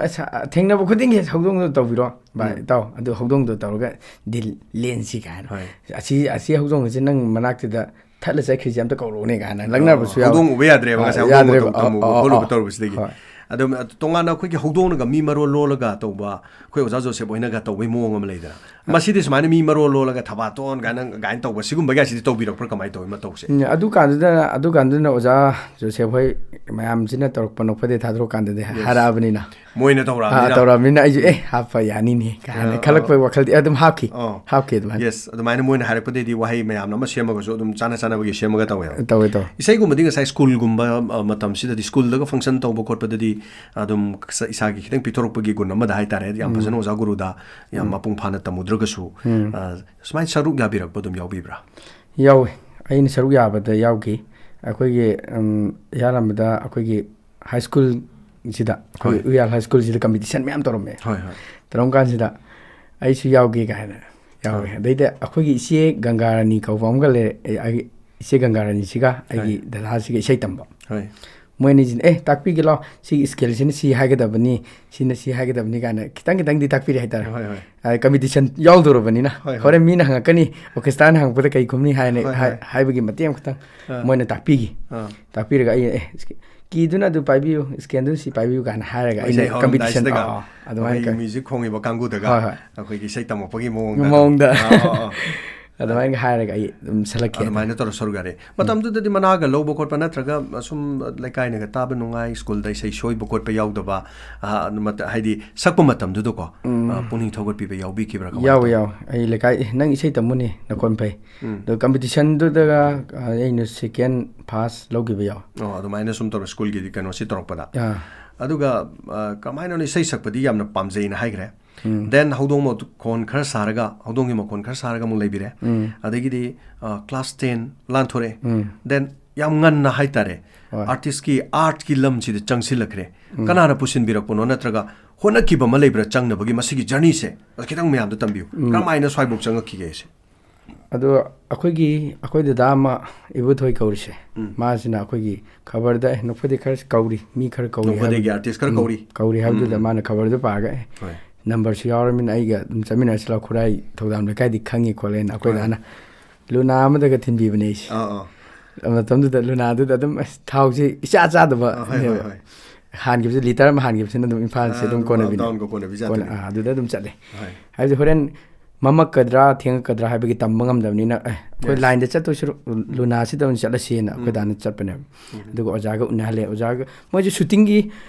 matamdo nokfadi ki shooting kana tawri male akhoj oja joseph rangilan moi artist kudima oja happy rajan loin lerame mafam da adu ganda nangbu ꯃꯈꯣꯟ ꯀꯔꯤ ꯀꯔꯤ ꯁꯥꯕ ꯍꯩꯒꯅꯤ ꯀꯥꯏꯅ ꯑꯣꯖꯥꯅꯒ ꯏꯟꯇꯔꯚ꯭ꯌꯨꯒ ꯂꯧꯋꯦ ꯀꯔꯝ ꯀꯔꯝ ꯁꯥꯒꯦ ꯇꯝꯃꯨꯅꯦ ꯀꯥꯏꯅ ꯍꯥꯏꯔꯒ ꯑꯩꯅ ꯍꯧꯗꯣꯡ ꯃꯈꯣꯟꯁꯨ ꯈꯣꯡꯕ ꯍꯩ ꯑꯗꯩ ꯃꯈꯣꯟ ꯈꯔꯁꯨ ꯁꯥꯕ ꯉꯝꯃꯦꯅ ꯑꯩꯅ ꯈꯔ ꯈꯔ ꯍꯥꯏ ꯀꯥꯟꯗ ꯑꯩ ꯏꯁꯩꯁꯨ ꯁꯛꯂꯦ ꯑꯣꯖꯥ ꯍꯥꯏ ꯀꯥꯟꯗ ꯁꯛꯎ ꯌꯦꯡꯒꯦ ꯀꯥꯏꯅ ꯑꯗꯨꯃꯥꯏꯅ ꯇꯧꯔꯒ ꯑꯩꯁꯤ ꯌꯥꯎꯈꯤꯕꯅꯤ ꯆꯪꯈꯤꯕꯅꯤ ꯑꯗꯨ ꯑꯍꯥꯟꯕ ꯑꯗꯨꯒꯤ ꯏꯟꯇꯔꯚ꯭ꯌꯨ ꯇꯧꯕ ꯑꯗꯨꯝ ꯁꯦꯂꯦꯛꯁꯟ ꯑꯗꯨꯝ ꯇꯧꯕꯤꯈꯤꯕ꯭ꯔꯥ ꯑꯗꯩꯗ ꯁꯦꯂꯦꯛꯁꯟꯁꯤ ꯄꯥꯛꯅ ꯑꯩꯅ ꯍꯦꯛ ꯆꯪꯕꯒ ꯇꯧꯗꯤ ꯇꯧꯔꯦ ꯍꯥꯏꯔꯒ ꯑꯩꯈꯣꯏꯒꯤ ꯀꯧꯗꯤ ꯀꯧꯔꯛꯇꯕꯗꯣ ꯁꯨꯝ ꯌꯥꯗꯤ ꯌꯥꯔꯦꯅ ꯍꯥꯏꯔꯒ ꯌꯥꯗꯤ ꯍꯥꯏ ꯁꯨꯝꯗꯤ ꯅꯤꯡꯁꯤꯡꯕꯤꯔꯛꯇꯕ ꯍꯣꯏ ꯑꯗꯨꯒ ꯊꯦꯡꯅ ꯀꯌꯥꯃꯨꯛꯀ ꯒꯦꯞ ꯂꯩꯔꯒ ꯅꯤꯡꯁꯤꯡꯕꯤꯔꯛꯀꯦ ꯒꯦꯞꯁꯦ ꯆꯍꯤ 3-4ꯐꯧꯇꯤ ꯂꯩꯔꯝꯗꯧ ꯃꯥꯜꯂꯦ ꯑꯗꯨꯃꯥꯏꯅ ꯌꯥꯝ ꯀꯨꯏꯅ ꯉꯥꯏꯈ꯭ꯔꯦꯕ ꯉꯥꯏꯔꯤꯕ ꯃꯔꯛꯁꯤꯗꯅ ꯑꯩꯅ ꯑꯃꯨꯛ ꯂꯤꯂꯥꯁꯤꯗ ꯑꯃꯨꯛ ꯑꯩ ꯌꯦꯁ ꯀꯧꯔꯛꯄ ꯇꯥꯟꯖꯥꯁꯦ ꯀꯧꯔꯛꯇ꯭ꯔꯤꯉꯩ ꯃꯔꯛꯁꯤꯗꯅ ꯑꯃꯨꯛ ꯂꯦꯝ ꯊꯥꯗ꯭ꯔꯦꯕ ꯊꯥꯗ꯭ꯔꯦ ꯑꯩ ꯑꯗꯣ ꯂꯤꯂꯥꯗ ꯆꯪꯕꯗꯨꯗꯤ ꯑꯩ ꯂꯤꯂꯥ ꯌꯥꯎꯔꯒꯦ ꯍꯦꯛꯇ ꯌꯥꯕꯗꯤ ꯅꯠꯇꯦ ꯑꯗꯣ ꯀꯃꯥꯏ ꯍꯥꯏꯅꯔꯒꯅꯣ ꯀꯃꯥꯏ ꯃꯗꯨꯏ ꯖꯔꯅꯤꯁꯦ ꯑꯩꯈꯣꯏ ꯀꯀꯥ ꯑꯃꯈꯛ ꯂꯩꯌꯦ ꯑꯩꯅ ꯂꯤꯂꯥꯗꯤ ꯌꯥꯝ ꯄꯥꯝꯖꯩ ꯑꯩ ꯑꯃꯨꯛꯇꯪꯗꯤ ꯌꯥꯎꯍꯟꯕꯤꯌꯣꯅ ꯍꯥꯏ ꯑꯗꯩ ꯃꯥꯅ ꯈꯪꯅꯕꯁꯤ ꯂꯤꯂꯥ ꯁꯨꯔ ꯃꯟꯗꯤꯔ ꯍꯥꯏꯕ꯭ꯔꯥ ꯑꯩꯈꯣꯏ ꯑꯅꯧꯕꯅꯦ ꯃꯇꯝꯗꯨꯗ ꯑꯗꯨꯒꯤ ꯌꯥꯎꯍꯜꯂꯛꯑꯦ ꯑꯩꯁꯦ ꯌꯥꯎꯍꯟꯕ ꯍꯥꯏꯁꯦ ꯑꯩ ꯑꯦꯛꯇꯔ ꯑꯃ ꯑꯣꯏꯅ ꯌꯥꯎꯍꯟꯕ ꯅꯠꯇꯦ ꯀꯣꯃꯦꯗꯤꯌꯥꯟ ꯑꯃ ꯑꯣꯏꯅꯁꯨ ꯌꯥꯎꯍꯟꯕꯁꯨ ꯅꯠꯇꯕ ꯀꯩꯅꯣꯅꯦ ꯅꯨꯄꯤ ꯈꯣꯟꯖꯦꯜ ꯁꯛꯑꯣꯅ ꯃꯇꯝꯗꯨꯗ ꯅꯨꯄꯤ ꯈꯣꯟꯖꯦꯜ ꯁꯨꯡꯁꯛ ꯁꯛꯇꯦꯕ ꯑꯩꯅ ꯂꯤꯂꯥꯁꯤ ꯄꯥꯝꯖꯕꯒꯤ ꯆꯥꯡꯁꯦ ꯅꯨꯄꯤ ꯈꯣꯟꯖꯦꯜ ꯌꯥꯎꯕꯕꯨ ꯐꯪꯒꯅꯤ ꯍꯥꯏꯔꯗꯤ ꯅꯨꯄꯤ ꯈꯣꯟꯖꯦꯜ ꯑꯣꯏꯔꯁꯨ ꯁꯛꯆꯔꯒꯦ ꯃꯇꯝꯗꯨ ꯅꯨꯄꯤ ꯁꯥꯎ ꯍꯥꯏꯔꯁꯨ ꯑꯗꯨꯝ ꯁꯥꯔꯝꯗꯣꯏꯅꯤ ꯆꯥꯂꯕ ꯁꯥꯗꯣꯏꯅꯤ ꯌꯥꯝ ꯅꯨꯡꯉꯥꯏ ꯑꯗꯣ ꯉꯁꯥꯏꯒꯤ ꯋꯥꯔꯤꯗꯣ ꯍꯥꯏꯕꯤꯔꯛꯑꯣ ꯉꯁꯥꯏꯒꯤ ꯅꯨꯄꯤ ꯈꯣꯟꯖꯦꯜ ꯁꯛꯑꯣꯅ ꯍꯥꯏꯔꯦ ꯑꯗꯨꯗ ꯑꯩꯁꯦ ꯅꯨꯄꯤ ꯈꯣꯟꯖꯦꯜꯗ ꯑꯗꯨꯝ ꯁꯛꯈ꯭ꯔꯒ ꯂꯤꯂꯥꯁꯤ ꯈꯔ ꯄꯥꯛꯅ ꯆꯠꯄ ꯅꯠꯇꯦ ꯔꯤꯍꯥꯔꯁꯦꯜꯁꯤꯗꯤ ꯍꯦꯟꯕꯤꯅꯤ ꯑꯩꯈꯣꯏꯗꯤ ꯄꯥꯛꯅꯁꯨ ꯀꯧꯕꯤꯔꯛꯄꯁꯨ ꯅꯠꯇꯦ ꯑꯩꯈꯣꯏ ꯈꯪꯅ ꯆꯥꯟꯅꯕ ꯑꯩ ꯑꯃ ꯌꯥꯎꯔꯦ ꯃꯥꯒꯤ ꯈꯪꯅ ꯆꯥꯟꯅꯕꯒꯤ ꯑꯩꯈꯣꯏ ꯇꯥꯃꯣ ꯑꯃ ꯌꯥꯎꯔꯦ ꯇꯥꯃꯣꯗꯨꯒꯤ ꯂꯩꯀꯥꯏꯗ ꯂꯤꯂꯥ ꯗꯣꯜꯁꯤꯗ ꯌꯥꯎꯕ ꯃꯤ 30-35ꯁꯤꯒꯤ ꯂꯩꯀꯥꯏꯗꯨꯒꯤ ꯑꯩꯈꯣꯏ ꯂꯤꯂꯥ ꯌꯥꯎꯔꯤ ꯍꯥꯏꯔꯒꯗꯤ ꯂꯤꯂꯥ ꯁꯨꯝ ꯀꯧꯕ ꯈꯔ ꯅꯠꯇꯅ ꯃꯥꯅꯦ ꯃꯈꯥ ꯍꯥꯏꯕꯤꯌꯨ ꯑꯗꯨꯗꯒꯤꯗꯤ ꯑꯩꯁꯦ ꯑꯩꯈꯣꯏꯒꯤ ꯐꯦꯁꯇꯤꯚꯦꯜꯁꯤꯗ ꯅꯤꯡꯊꯝ ꯐꯦꯁꯇꯤꯚꯦꯜꯁꯤꯗ ꯐꯦꯁꯇꯤꯚꯦꯜ ꯊꯣꯛꯄ ꯅꯠꯇꯕ ꯐꯦꯁꯇꯤꯚꯦꯜ ꯃꯇꯝꯗꯨꯗ ꯑꯩꯈꯣꯏꯒꯤ ꯂꯤꯂꯥ ꯑꯅꯧꯕ ꯑꯩꯈꯣꯏ ꯃꯤꯡꯗꯤ ꯆꯟꯈ꯭ꯔꯒ ꯂꯤꯂꯥ ꯑꯅꯧꯕꯁꯤ ꯅꯣꯏ ꯁꯣ ꯑꯃꯇꯪ ꯎꯠꯂꯨ ꯂꯥꯎꯍꯦ ꯀꯥꯏꯅ ꯐꯦꯁꯇꯤꯚꯦꯜ ꯌꯥꯎꯗꯤ ꯅꯠꯇꯕ ꯁꯣ ꯑꯃꯈꯛ ꯎꯠꯄꯒꯤ ꯁꯣ ꯑꯃ ꯎꯠꯂꯣ ꯀꯥꯏꯅ ꯑꯗꯨ ꯇꯟꯖꯥꯗꯨ ꯐꯪꯈ꯭ꯔꯦꯕ ꯐꯪꯈꯤ ꯀꯥꯟꯁꯤꯗ ꯑꯩꯈꯣꯏꯗꯤ ꯍꯔꯥꯎꯔꯦꯕ ꯁꯪꯂꯦꯟꯗꯒꯤ ꯆꯠꯂꯒ ꯑꯩꯈꯣꯏ ꯃꯌꯥꯝꯗꯨꯒꯤ ꯃꯃꯥꯡꯗꯨꯗ ꯁꯥꯟꯅꯗꯣꯏꯅꯤꯀꯣ ꯃꯌꯥꯝ ꯃꯥꯡꯗ ꯁꯥꯟꯅꯗꯣꯏꯅꯦꯅ ꯑꯗꯨ ꯀꯥꯟꯗꯨꯗ ꯑꯩꯅ ꯅꯨꯄꯤ ꯈꯣꯟꯖꯦꯜ ꯁꯛ ꯀꯥꯟꯁꯤꯗ ꯃꯣꯏꯅ ꯑꯁꯤ ꯉꯥꯡꯁꯤ ꯅꯨꯄꯤ ꯈꯣꯟꯖꯦꯜ ꯁꯛꯄꯅꯤ ꯃꯣꯏꯁꯨ ꯅꯨꯄꯤ ꯈꯣꯟꯖꯦꯜꯗꯨ ꯂꯩꯇꯕꯖꯥꯠꯅꯤꯗ ꯇꯟꯖꯥꯗꯨꯗ ꯑꯣꯖꯥ ꯂꯨꯈꯣꯏꯁꯤꯒ ꯑꯩꯈꯣꯏꯒꯤ ꯀꯤꯔꯟꯅ ꯍꯧꯖꯤꯛꯄꯨꯗꯤ ꯗꯤꯔꯦꯛꯇꯔ ꯑꯣꯏꯔꯤꯕꯅꯤ ꯑꯩꯈꯣꯏꯒꯤ ꯀꯣꯏꯖꯝ ꯀꯤꯔꯟ ꯀꯣꯏꯖꯝ ꯍꯥꯏꯗꯣ ꯀꯣꯏꯖꯝ ꯃꯥꯅ ꯑꯩꯁꯦ ꯅꯨꯄꯤ ꯈꯣꯟꯖꯦꯜ ꯑꯁꯤꯗꯩꯁꯤ ꯐꯥꯔꯁꯤ ꯀꯥꯏꯅ ꯃꯣꯏꯅ ꯑꯩꯈꯣꯏꯒꯤ ꯀꯃꯤꯈ꯭ꯌꯥ ꯁꯪꯒꯤꯟ ꯃꯟꯗꯟꯁꯦ ꯍꯥꯟꯅ ꯀꯥꯏꯔꯨꯕ ꯃꯇꯨꯡꯗ ꯂꯤꯡꯈꯠꯂꯛꯄꯩ ꯇꯟꯖꯥꯗꯣ ꯑꯗꯨꯗ ꯑꯃꯨꯛꯁꯨ ꯑꯩꯅ ꯑꯃꯨꯛ ꯌꯥꯎꯔꯕ ꯅꯨꯄꯤ ꯈꯣꯟꯖꯦꯜ ꯁꯛꯄꯒꯤ ꯑꯣꯏꯅ ꯑꯗꯨꯁꯨ ꯉꯁꯥꯏꯒꯤ ꯑꯦꯛꯀꯤ ꯑꯝꯇ ꯅꯠꯇꯕꯤ ꯀꯣꯃꯦꯗꯤꯒꯤ ꯑꯝꯇ ꯅꯠꯇꯕꯤ ꯑꯗꯨꯗꯒꯤ ꯑꯃꯨꯛ ꯑꯩꯁꯤ ꯑꯗꯨꯗꯒꯤ ꯑꯃꯨꯛ ꯂꯥꯛꯑꯀꯥꯟꯗ ꯈꯔ ꯁꯨꯝ ꯂꯥꯛꯑꯦ ꯃꯣꯏꯒ ꯆꯠꯃꯤꯟꯅꯈꯤꯗꯤ ꯑꯩꯁꯦ ꯁ꯭ꯇꯦꯖ ꯃꯊꯛꯁꯤꯗ ꯑꯩꯁꯦ ꯅꯨꯄꯤ ꯈꯣꯟꯖꯦꯜ ꯅꯨꯄꯥ ꯈꯣꯟꯖꯦꯜ ꯑꯅꯤꯃꯛꯁꯤ ꯄꯨꯜꯂ ꯏꯁꯩ ꯁꯛꯄꯁꯦ ꯍꯧꯔꯛꯑꯦꯕ ꯑꯩꯈꯣꯏꯒꯤ ꯂꯤꯂꯥ ꯍꯧꯔꯝꯗꯥꯏꯗ ꯑꯗꯩꯗ ꯑꯩꯅ ꯅꯨꯄꯤ ꯈꯣꯟꯖꯦꯜ ꯅꯨꯄꯥ ꯈꯣꯟꯖꯦꯜ ꯁꯛꯈ꯭ꯔꯦꯁꯦ ꯃꯌꯥꯝꯁꯦ ꯈꯔ ꯈꯪꯅꯔꯀꯥꯟꯁꯤꯗ ꯑꯩꯅ ꯑꯃꯨꯛ ꯀꯣꯛ ꯑꯃꯨꯛ ꯁꯥꯟꯅꯔꯛꯑꯦꯕ ꯍꯟꯗꯛꯇꯩꯗꯤ ꯑꯩ ꯃꯌꯥꯝꯁꯤꯗꯤ ꯍꯦꯟꯅ ꯈꯪꯍꯟꯗ ꯌꯥꯔꯣꯏꯅ ꯑꯩꯁꯦ ꯗꯥꯏꯂꯣꯛ ꯉꯥꯛꯇ ꯇꯧꯔꯛꯄꯅꯦ ꯏꯁꯩ ꯁꯛꯄꯩ ꯃꯍꯨꯠꯇ ꯍꯧꯔꯝꯗꯥꯏꯒꯤꯁꯤꯗ ꯑꯩꯈꯣꯏꯒꯤ ꯏꯁꯩ ꯁꯛꯑꯝꯗꯥꯏꯒꯤ ꯑꯃꯨꯛ ꯍꯧꯔꯝꯗꯥꯏꯁꯤꯗ ꯑꯃꯨꯛ ꯗꯥꯏꯂꯣꯛꯁꯤꯅ ꯑꯩꯈꯣꯏꯒꯤ ꯀꯔꯝꯕꯅ ꯂꯤꯂꯥꯒꯤ ꯅꯠꯇꯕꯤꯗ ꯐꯤꯂꯝꯒꯤꯔ ꯀꯩꯒꯤꯅꯣ ꯑꯇꯣꯞꯄ ꯃꯤꯒꯤ ꯃꯤꯃꯤꯛ ꯑꯣꯏꯅ ꯇꯧꯕ ꯃꯤꯃꯤꯀ꯭ꯔꯤ ꯑꯣꯏꯅ ꯇꯧꯕ ꯑꯗꯨꯗꯩ ꯀꯥꯏꯀꯨꯒꯤ ꯈꯣꯟꯖꯦꯜ ꯈꯔ ꯁꯥ ꯑꯗꯒꯤ ꯑꯣꯖꯥ ꯆꯤꯡꯂꯦꯟꯒꯤ ꯈꯔ ꯁꯥ ꯑꯗꯨꯃꯥꯏꯅ ꯃꯤꯃꯤꯀ꯭ꯔꯤꯁꯦ ꯑꯗꯨꯝ ꯇꯧꯔꯛꯄ ꯑꯗꯨꯒ ꯂꯥꯁꯇ ꯑꯩꯅ ꯃꯌꯥꯝ ꯅꯨꯡꯉꯥꯏꯅꯕꯅ ꯑꯩꯈꯣꯏꯒꯤ ꯋꯥꯀꯥ ꯒꯥꯏꯁꯦ ꯑꯗꯨꯝ ꯍꯧꯗꯣꯡ ꯃꯈꯣꯟꯗ ꯑꯗꯨꯝ ꯁꯛꯄꯤ ꯋꯥꯀꯥ ꯒꯥꯏꯁꯦ ꯑꯗꯨꯝ ꯁꯛꯆꯟꯈ꯭ꯔꯦ ꯑꯗꯨꯃꯥꯏꯅ ꯅꯨꯡꯉꯥꯏꯅ ꯇꯧꯔꯛꯑꯦ ꯍꯥꯏꯇꯥꯔꯦ ꯗꯦꯟ ꯑꯗꯨꯗꯒꯤꯗꯤ ꯑꯃꯨꯛ ꯀꯃꯥꯏꯅ ꯅꯨꯄꯤ ꯈꯣꯟꯖꯦꯜꯒꯤ ꯃꯇꯥꯡꯁꯤ ꯑꯃꯇ ꯍꯪꯖꯒꯦ ꯉꯁꯥꯏꯒꯤ ꯅꯨꯄꯥ ꯈꯣꯟꯖꯦꯜꯗ ꯂꯩꯔꯝꯃꯀꯥꯟꯗ ꯅꯨꯄꯤ ꯈꯣꯟꯖꯦꯜ ꯁꯛꯄꯁꯦ ꯍꯦꯛꯇ ꯌꯥꯕ ꯅꯠꯇꯦ ꯆꯞꯄꯒ ꯁꯨꯡꯀꯠꯂ ꯁꯛꯏꯅꯦ ꯆꯞꯄꯒ ꯑꯗꯣ ꯃꯁꯤ ꯍꯥꯟꯅ ꯌꯨꯝꯗ ꯇꯧꯀꯥꯟꯗꯗꯤ ꯇ꯭ꯔꯥꯏꯒ ꯇꯧꯕꯤꯈꯤꯕ꯭ꯔꯥ ꯅꯠꯇ꯭ꯔ ꯃꯣꯏꯅ ꯁꯛꯑꯣ ꯍꯥꯏꯕꯗ ꯂꯤꯂꯥ ꯌꯥꯎꯕ ꯐꯪꯅꯕꯅꯦꯅ ꯏꯁꯥꯅ ꯍꯦꯛꯇ ꯆꯞꯇꯅ ꯉꯝꯅꯕ ꯍꯦꯛꯇ ꯁꯛꯄꯩ ꯃꯑꯣꯡ ꯇꯧꯕꯤꯔꯣ ꯀꯃꯥꯏꯅ ꯇꯧꯕꯤꯕꯅꯣ ꯁꯤꯗ ꯑꯗꯨ ꯂꯤꯂꯥ ꯌꯥꯎꯕꯁꯦ ꯃꯣꯏꯅ ꯅꯨꯃꯤꯠ ꯈꯔ ꯄꯤꯌꯦ ꯑꯗꯨ ꯅꯨꯃꯤꯠꯇꯨꯗ ꯂꯥꯛꯄꯤꯌꯨ ꯑꯩꯈꯣꯏꯒꯤ ꯁꯤꯒꯤ ꯁ꯭ꯀ꯭ꯔꯤꯞꯁꯦ ꯄꯥꯏꯕꯤꯔꯒ ꯁꯤꯒꯤ ꯏꯁꯩꯁꯤ ꯁꯛꯀꯗꯣꯏꯅꯤ ꯂꯤꯂꯥꯁꯤ ꯌꯥꯎꯔꯤꯕꯅꯤ ꯀꯥꯏꯅ ꯑꯗꯨꯗ ꯑꯩꯅ ꯉꯝꯅꯕ ꯍꯣꯠꯅꯈꯤꯕ ꯍꯥꯏꯇꯥꯔꯦ ꯍꯥꯟꯅ ꯔꯤꯍꯥꯔꯁꯦꯜꯒ ꯇꯧꯕ ꯅꯠꯇꯦ ꯍꯥꯏꯕꯗꯤ ꯑꯗꯨꯒꯤ ꯂꯤꯂꯥ ꯌꯥꯎꯕ ꯐꯪꯉꯒꯗꯤ ꯍꯥꯏꯕꯒꯤ ꯃꯇꯝꯗꯨꯗꯅꯤ ꯑꯩꯅ ꯔꯤꯍꯥꯔꯁꯦꯜ ꯇꯧꯔꯤꯁꯦ ꯑꯗꯣ ꯑꯗꯨꯒꯤ ꯃꯇꯨꯡꯗꯗꯤ ꯁ꯭ꯇꯦꯖꯇꯁꯨ ꯃꯤꯃꯤꯛ ꯇꯧꯕꯗꯁꯨ ꯑꯗꯨ ꯆꯞꯄꯒ ꯈꯣꯠꯂꯒ ꯅꯨꯄꯤ ꯈꯣꯟꯖꯦꯜꯁꯦ ꯃꯇꯦꯛ ꯑꯃ ꯇꯧꯕꯁꯦ ꯑꯩꯈꯣꯏꯅ ꯇꯥꯖꯗꯕ ꯃꯁꯤ ꯑꯃꯨꯛ ꯇꯧꯈꯤꯗ꯭ꯔꯕ꯭ꯔꯥ ꯑꯗꯨꯒꯤ ꯃꯇꯨꯡꯗ ꯇꯧꯈꯤꯗ꯭ꯔꯦ ꯁꯨꯡꯇꯧ ꯇꯧꯈꯤꯗ꯭ꯔꯦ ꯑꯩꯅ ꯍꯦꯛ ꯁ꯭ꯇꯦꯖ ꯀꯥꯔꯛꯄꯗꯒꯤ ꯅꯣꯛꯐꯗ ꯌꯥꯎꯔꯛꯄꯗꯒꯤ ꯑꯗꯨ ꯁꯨꯡꯇꯧ ꯇꯧꯈꯤꯗ꯭ꯔꯦ ꯅꯤꯡꯁꯤꯡꯕꯗꯁꯨ ꯑꯩ ꯃꯇꯝ ꯑꯃ ꯁꯨꯃꯥꯏꯅ ꯇꯧꯔꯝꯃꯤ ꯑꯩ ꯁꯨꯃꯥꯏꯅ ꯁꯛꯈꯤꯒ ꯍꯥꯏꯔꯒ ꯅꯨꯄꯤ ꯈꯣꯟꯖꯦꯜꯗꯅ ꯁꯨꯃꯥꯏꯅ ꯁꯛꯄ ꯌꯥꯏ ꯀꯥꯏꯅ ꯍꯥꯏꯔꯒ ꯃꯤꯃꯤꯛ ꯇꯧꯕꯗꯁꯨ ꯁꯤꯖꯤꯟꯅꯈꯤꯗ꯭ꯔꯕ꯭ꯔꯥ ꯃꯇꯦꯛ ꯑꯃ ꯐꯥꯎꯕ ꯁꯤꯖꯤꯟꯅꯈꯤꯁꯦ ꯑꯩꯁꯤ ꯈꯣꯟꯖꯦꯜ ꯁꯤꯈꯤꯕ ꯇꯥꯏꯃꯤꯡ ꯑꯣꯏꯈꯤꯕ ꯑꯩꯅ ꯏꯁꯩ ꯀꯟꯅ ꯆꯠꯈꯠꯂꯛꯄꯩ ꯇꯥꯏꯃꯤꯡ ꯈꯣꯟꯖꯦꯜꯁꯨ ꯑꯣꯟꯈꯤꯕ ꯑꯣꯟꯁꯨ ꯑꯣꯟꯈꯤꯕ ꯑꯗꯨꯒ ꯆꯥꯎꯈꯠꯂꯛꯄꯩꯁꯨ ꯑꯣꯏꯔꯝꯕꯁꯨ ꯌꯥꯏꯕ ꯃꯔꯝꯗꯤ ꯅꯨꯄꯤ ꯈꯣꯟꯖꯦꯜꯁꯦ ꯈꯔꯁꯨ ꯉꯁꯥꯏꯒꯤ ꯑꯉꯥꯡ ꯅꯨꯄꯥ ꯃꯆꯥꯁꯤ ꯄꯤꯛꯏꯉꯩꯗ ꯅꯨꯄꯤ ꯈꯣꯟꯖꯦꯜ ꯈꯔ ꯑꯗꯨꯝ ꯑꯣꯏꯗꯅꯀꯣ ꯏꯁꯩ ꯁꯛꯂꯀꯥꯟꯗ ꯅꯨꯄꯥ ꯃꯆꯥꯁꯤꯅ ꯑꯗꯨꯝ ꯏꯁꯩ ꯁꯛꯄꯁꯤ ꯅꯨꯄꯤ ꯈꯣꯟꯖꯦꯜꯗ ꯑꯗꯨꯝ ꯇꯥꯏꯌꯦꯕ ꯇꯥꯕꯅꯤ ꯑꯗꯣ ꯃꯁꯤ ꯍꯣꯏ ꯆꯥꯎꯔꯛꯄꯗꯒꯤ ꯑꯣꯟꯈ꯭ꯔꯦ ꯍꯣꯏ ꯑꯗꯣ ꯉꯁꯥꯏꯒꯤ ꯂꯤꯂꯥꯒꯤ ꯑꯗꯨꯒꯤ ꯁ꯭ꯇꯦꯖꯇ ꯉꯁꯥꯏꯒꯤ ꯗꯥꯏꯂꯣꯒꯀ ꯈꯔꯒ ꯇꯧꯕ ꯃꯤꯃꯤꯛ ꯇꯧꯕꯁꯤꯗꯒꯤꯗꯤ ꯂꯤꯂꯥ ꯌꯥꯎꯕꯤꯔꯤꯕ ꯏꯆꯤꯟ ꯏꯅꯥꯎꯁꯤꯡꯗꯨꯅ ꯂꯤꯂꯥꯒꯤ ꯑꯩꯈꯣꯏꯒꯤ ꯁꯨꯃꯥꯏꯅ ꯇꯧꯗꯅ ꯃꯇꯦꯛ ꯑꯃ ꯊꯣꯛꯀꯗꯧꯅꯤ ꯀꯥꯏꯅ ꯍꯥꯏꯕꯤꯔꯛꯄꯗꯒꯤ ꯊꯣꯛꯈꯤꯕ꯭रा ꯀꯃꯥꯏꯅ ꯇꯧꯒꯦ ꯑꯗꯨꯗꯤ ꯊꯣꯛꯄ ꯈꯣꯠꯄꯗꯤ ꯌꯥꯎꯈꯤꯗ꯭ꯔꯕ꯭ꯔꯥ ꯑꯇꯩꯗꯤ ꯊꯣꯛꯄ ꯈꯣꯠꯄꯗꯤ ꯌꯥꯎꯈꯤꯗ꯭ꯔꯦ ꯑꯗꯨꯒ ꯅꯣꯛꯄꯗꯤ ꯀꯩꯀꯩ ꯌꯥꯎꯈꯤꯕ ꯃꯇꯨꯡ ꯁ꯭ꯇꯦꯖꯇ ꯑꯩꯒꯤ ꯏꯁꯩ ꯅꯣꯡꯃꯥꯏꯒꯤ ꯇꯥꯔꯛꯑꯕ ꯃꯇꯨꯡ ꯃꯌꯥꯝꯅ ꯈꯔ ꯁꯨꯝ ꯅꯨꯡꯉꯥꯏꯔꯛꯄ ꯃꯇꯝ ꯍꯥꯏꯇꯥꯔꯦꯅꯦ ꯑꯗꯨꯒꯤ ꯀꯥꯟꯗꯨꯗꯗꯤ ꯂꯤꯂꯥ ꯌꯥꯎꯁꯦꯅ ꯑꯩꯈꯣꯏ ꯗꯥꯕꯣꯏꯅ ꯂꯝꯖꯤꯡꯕ ꯑꯥꯔꯇꯤꯁ ꯑꯦꯁꯣꯁꯤꯌꯦꯁꯟꯗ ꯌꯥꯎꯖꯈꯤꯕ ꯑꯗꯨꯅ ꯀꯣꯃꯤꯛ ꯗꯥꯏꯔꯦꯛ ꯑꯣꯏꯅ ꯁ꯭ꯇꯦꯖ ꯀꯣꯃꯤꯛ ꯑꯣꯏꯅ ꯗꯥꯏꯔꯦꯛ ꯑꯗꯨꯗꯗꯤ ꯐꯪꯉꯦ ꯃꯇꯝꯗꯨꯗꯗꯤ ꯅꯣꯛꯐꯗꯦꯒꯤ ꯉꯁꯥꯏ ꯀꯧꯕꯤꯔꯛꯑꯝꯗꯕꯁꯦ ꯂꯤꯂꯥꯒꯤ ꯉꯁꯥꯏꯅ ꯈꯖꯤꯛ ꯈꯖꯤꯛ ꯊꯣꯛꯂꯀꯥꯟꯗ ꯆꯍꯤ 2-3 ꯒꯦꯞ ꯂꯩ ꯍꯥꯏꯔꯦ ꯀꯃꯥꯏꯅ ꯑꯃꯨꯛ ꯀꯔꯤ ꯃꯇꯥꯡ ꯀꯔꯝꯕ ꯏꯄꯤꯁꯣꯗꯇꯅꯣ ꯀꯧꯕꯤꯔꯛꯏꯁꯦ ꯅꯣꯛꯐꯗꯦꯅ ꯀꯧꯔꯛꯏꯁꯦ ꯑꯗꯣ ꯑꯩꯈꯣꯏ ꯗꯨꯔꯗꯔꯁꯟ ꯀꯦꯟꯗ꯭ꯔ ꯏꯝꯐꯥꯜꯒꯤꯗ ꯑꯩꯈꯣꯏ ꯏꯪꯂꯤꯁꯀꯤ ꯑꯩꯈꯣꯏꯒꯤ ꯃꯣꯏꯒꯤ ꯄ꯭ꯂꯦ ꯃꯆꯥ ꯑꯃꯈꯛꯇꯪ ꯅꯝꯃꯦꯕ ꯄ꯭ꯂꯦ ꯃꯆꯥꯗꯨꯗ ꯑꯩꯁꯤ ꯌꯥꯎꯍꯟꯈꯤꯕꯅꯤꯗ ꯑꯣꯖꯥꯅ ꯀꯧꯔꯛꯑꯒ ꯑꯗꯨꯗꯩꯗ ꯁꯣꯠꯇꯨ ꯌꯦꯡꯉꯁꯤ ꯂꯥꯛꯑꯣꯅ 2008 ꯑꯗꯨꯋꯥꯏꯗ ꯑꯣꯏꯕ ꯌꯥꯏ ꯑꯗꯨꯋꯥꯏꯗ ꯅꯝꯈꯤꯕꯅꯤ ꯄꯣꯠꯁꯦ ꯑꯗꯨꯗꯩ ꯌꯥꯎꯈꯤ ꯑꯗꯨꯗꯒꯤ ꯑꯗꯨꯝ ꯌꯥꯎꯔꯦ ꯑꯗꯨꯒꯤ ꯃꯈꯥ ꯇꯥꯕꯗꯤ ꯑꯗꯨꯝ ꯃꯈꯥ ꯇꯥꯕ ꯑꯗꯨꯝ ꯃꯔꯤ ꯁꯨꯝ ꯌꯥꯎꯈꯤꯕꯒꯤ ꯚꯥꯞꯇ ꯂꯩ ꯁ꯭ꯇ꯭ꯔꯤꯠ ꯁꯣꯁꯤꯡ ꯑꯇꯩ ꯅꯣꯛꯐꯗꯦꯒꯤ ꯍꯦꯛ ꯇꯧꯔꯛꯄ ꯃꯌꯥꯝꯗ ꯇꯧꯈꯤꯕ ꯁꯥꯏꯌꯣꯟ ꯃꯌꯥꯝ ꯄꯨꯊꯣꯛꯈ꯭ꯔꯦ ꯍꯥꯏꯖꯔꯤꯕ ꯃꯁꯤꯒꯤ ꯁꯥꯏꯌꯣꯟꯁꯤꯡꯁꯦ ꯑꯗꯨꯝ ꯑꯌꯥꯝꯕ ꯂꯣꯏ ꯌꯥꯎꯕꯤꯔꯦ ꯗꯦꯟ ꯑꯗꯨꯏ ꯃꯁꯛ ꯈꯪꯕ ꯃꯇꯨꯡ ꯈꯔ ꯁꯨꯃꯥꯏꯅ ꯅꯣꯛꯐꯗꯦ ꯌꯥꯎꯕꯗꯒꯤ ꯈꯔ ꯌꯥꯎꯕꯗꯤ ꯍꯧꯕꯤꯔꯛꯄ꯭ꯔꯥ ꯉꯁꯥꯏꯒꯤ ꯑꯦꯡꯀꯔꯤꯡ ꯇꯧꯕ ꯁ꯭ꯇꯦꯖꯇ ꯑꯩꯈꯣꯏꯒꯤ ꯃꯁꯤꯒꯤꯁꯦ ꯑꯗꯨꯝ ꯕꯥꯔꯇꯣꯟ ꯐꯪꯕ ꯍꯧꯕꯤꯔꯕ꯭ꯔꯥ ꯀꯔꯥꯏꯋꯥꯏꯗꯒꯤ ꯐꯪꯕꯤ ꯃꯁꯤ ꯃꯇꯝꯁꯦ ꯁꯤ ꯃꯇꯝꯁꯤꯗ ꯑꯩꯅ ꯅꯣꯛꯐꯗꯦꯒꯤ ꯏꯍꯥꯜ ꯑꯃ ꯆꯪꯉꯛꯄ ꯇꯥꯏꯃꯤꯡ ꯑꯩꯈꯣꯏꯅ ꯂꯩꯈꯤꯕ ꯇꯥꯏꯃꯤꯡ ꯑꯗꯨꯗ ꯑꯩꯁꯤ ꯃꯁꯛꯁꯤ ꯈꯪꯍꯧꯕꯅꯦ ꯑꯣꯖꯥ ꯖꯦꯡꯉꯝ ꯀꯥꯃꯩꯅ ꯑꯣꯖꯥ ꯖꯦꯡꯉꯝ ꯀꯥꯃꯩꯁꯤꯅ ꯃꯥ ꯁ꯭ꯇꯨꯗꯤꯑꯣꯗ ꯂꯩ ꯑꯣꯖꯥꯒꯤ ꯁ꯭ꯇꯨꯗꯤꯑꯣꯅꯤ ꯑꯗꯣ ꯑꯩꯈꯣꯏ ꯂꯥꯡꯂꯦꯟ ꯁ꯭ꯇꯨꯗꯤꯑꯣꯗꯣ ꯑꯗꯨꯗꯩ ꯑꯩꯁꯦ ꯑꯗꯨꯗꯒꯤ ꯃꯥꯅ ꯑꯩꯁꯦ ꯈꯔ ꯑꯩꯒꯤ ꯐꯣꯟ ꯅꯝꯕꯔꯒ ꯂꯧꯍꯧꯔꯒ ꯑꯩꯒꯤ ꯐꯥꯒꯤꯗꯨ ꯅꯪ ꯀꯔꯤ ꯇꯧꯒꯦꯅꯦ ꯀꯥꯏꯅ ꯍꯪꯉꯛꯑꯦꯕ ꯑꯩꯗꯤ ꯃꯥꯒꯤ ꯁ꯭ꯇꯨꯗꯤꯑꯣ ꯃꯅꯨꯡꯗ ꯐꯝꯍꯜꯂꯒ ꯇꯧꯔꯣ ꯑꯩ ꯑꯣꯖꯥ ꯇꯥꯒꯦ ꯀꯥꯏꯅ ꯇꯧꯔꯒ ꯑꯩꯁꯦ ꯑꯩꯈꯣꯏꯒꯤ ꯑꯣꯖꯥ ꯃꯥꯅ ꯑꯩꯈꯣꯏꯒꯤ ꯆꯤꯡꯒꯤ ꯂꯝꯁꯤꯡꯁꯦ ꯑꯩꯈꯣꯏ ꯎꯔꯈꯨꯜꯕꯨ ꯑꯣꯏꯔꯣ ꯑꯗꯒꯤ ꯅꯣꯅꯦꯕꯨ ꯑꯣꯏꯔꯣ ꯅꯨꯡꯕꯥꯕꯨ ꯑꯣꯏꯔꯣ ꯃꯐꯝ ꯈꯨꯗꯤꯡꯃꯛꯁꯤ ꯃꯥꯅ ꯑꯩꯈꯣꯏꯒꯤ ꯔꯣꯛ ꯇꯧꯕꯁꯤꯗ ꯑꯩꯁꯦ ꯑꯦꯡꯀꯔꯤꯡ ꯑꯣꯏꯍꯜꯂꯦꯕ ꯔꯣꯛꯁꯤꯗ ꯃꯥꯅ ꯔꯣꯛ ꯇꯧꯗ꯭ꯔꯤ ꯃꯃꯥꯡꯁꯦ ꯑꯩꯅ ꯃꯤꯃꯤꯀ꯭ꯔꯤ ꯃꯌꯥꯝꯁꯦ ꯇꯧꯍꯜꯂꯒ ꯑꯗꯨꯅ ꯃꯥꯅ sina kaiku sabani sina boni sabani ga mana sum leiden mai moigi marondu da hairaga aise mimicry artist se moina koba ka khondana aise o mafam mafam mana pubire okay aduga timing se adudagi nungaire khangakpa matamdu dani aina somda manipur manungi akoi maitai isei hadarani matam isei hadarani hujigi platform je da ka pangamis no de vi adum karoi ba se adum chat pa hore adagi ngasai gi isa da kari phawi matam di sei sakudi pamgre du aini sei sakpani na pamjaraga oirakpana ni amane oireise matam du isa da matam aina pambaji sinate then hujig mai pa ga so ya top sida sakhigani natraga ai hujig leje okay masi yare na maina ga lepi bra ka mai lepi matam du de adu matam du da as adum yare dum leki mayam na nuksi bira basi ko leki di kai ai somda ma hongtorpa matam da ana man mimicry tormaga mayam mimicry to nungsi na leramaga mo atopom da change to puje mayam sina mu kai nom khalakani hadugi adugi potsi ai le adu ngasai gi kaiku gi khonjen ga tamakpa adagi tongan ba koi gi saisakpa da hairaga su koi oja bi kunjuk bihari ko tongan mi gi mokhon tamai se masidi kamaina injala pun isana es masi ai mimic ta labani na just hoji kharga pamna bani na ai masi honarage ga na madu matok tam gi bagi mong se kamaina madu kamai to gun mayam dam to khangase tam baje adum hujiki moi khonje se ta bai tare moi khonje je isai mafam da aina adum thengnaramina moi gi khonjen nungjen ji adum loinarabini adum ngamme hai tare sum ta ba loina ba to ka adagi tap na pai type ta leri adum hectare buga adum tawre ba tawdi mimicry artist size di tabaga ubaga khangbaga tabaga heta han mane haiban halam baduni migi mo ma tawse yum da ga di practice tawbi yawi bra ase paktha dana khotna khu thangkhadana acting with the moigi dialogue khakta na taba samna habade hek moment khara ga si mana ba ngasai gi stage gi mathak ta su tawbi bani ne ko adum khar tawbi ba yaw bra ma serious gumba yaw lamhang gumba hoi kain ai ji yum da taw ikai bani lamhang gumba adagi singum ji yam chakale ai than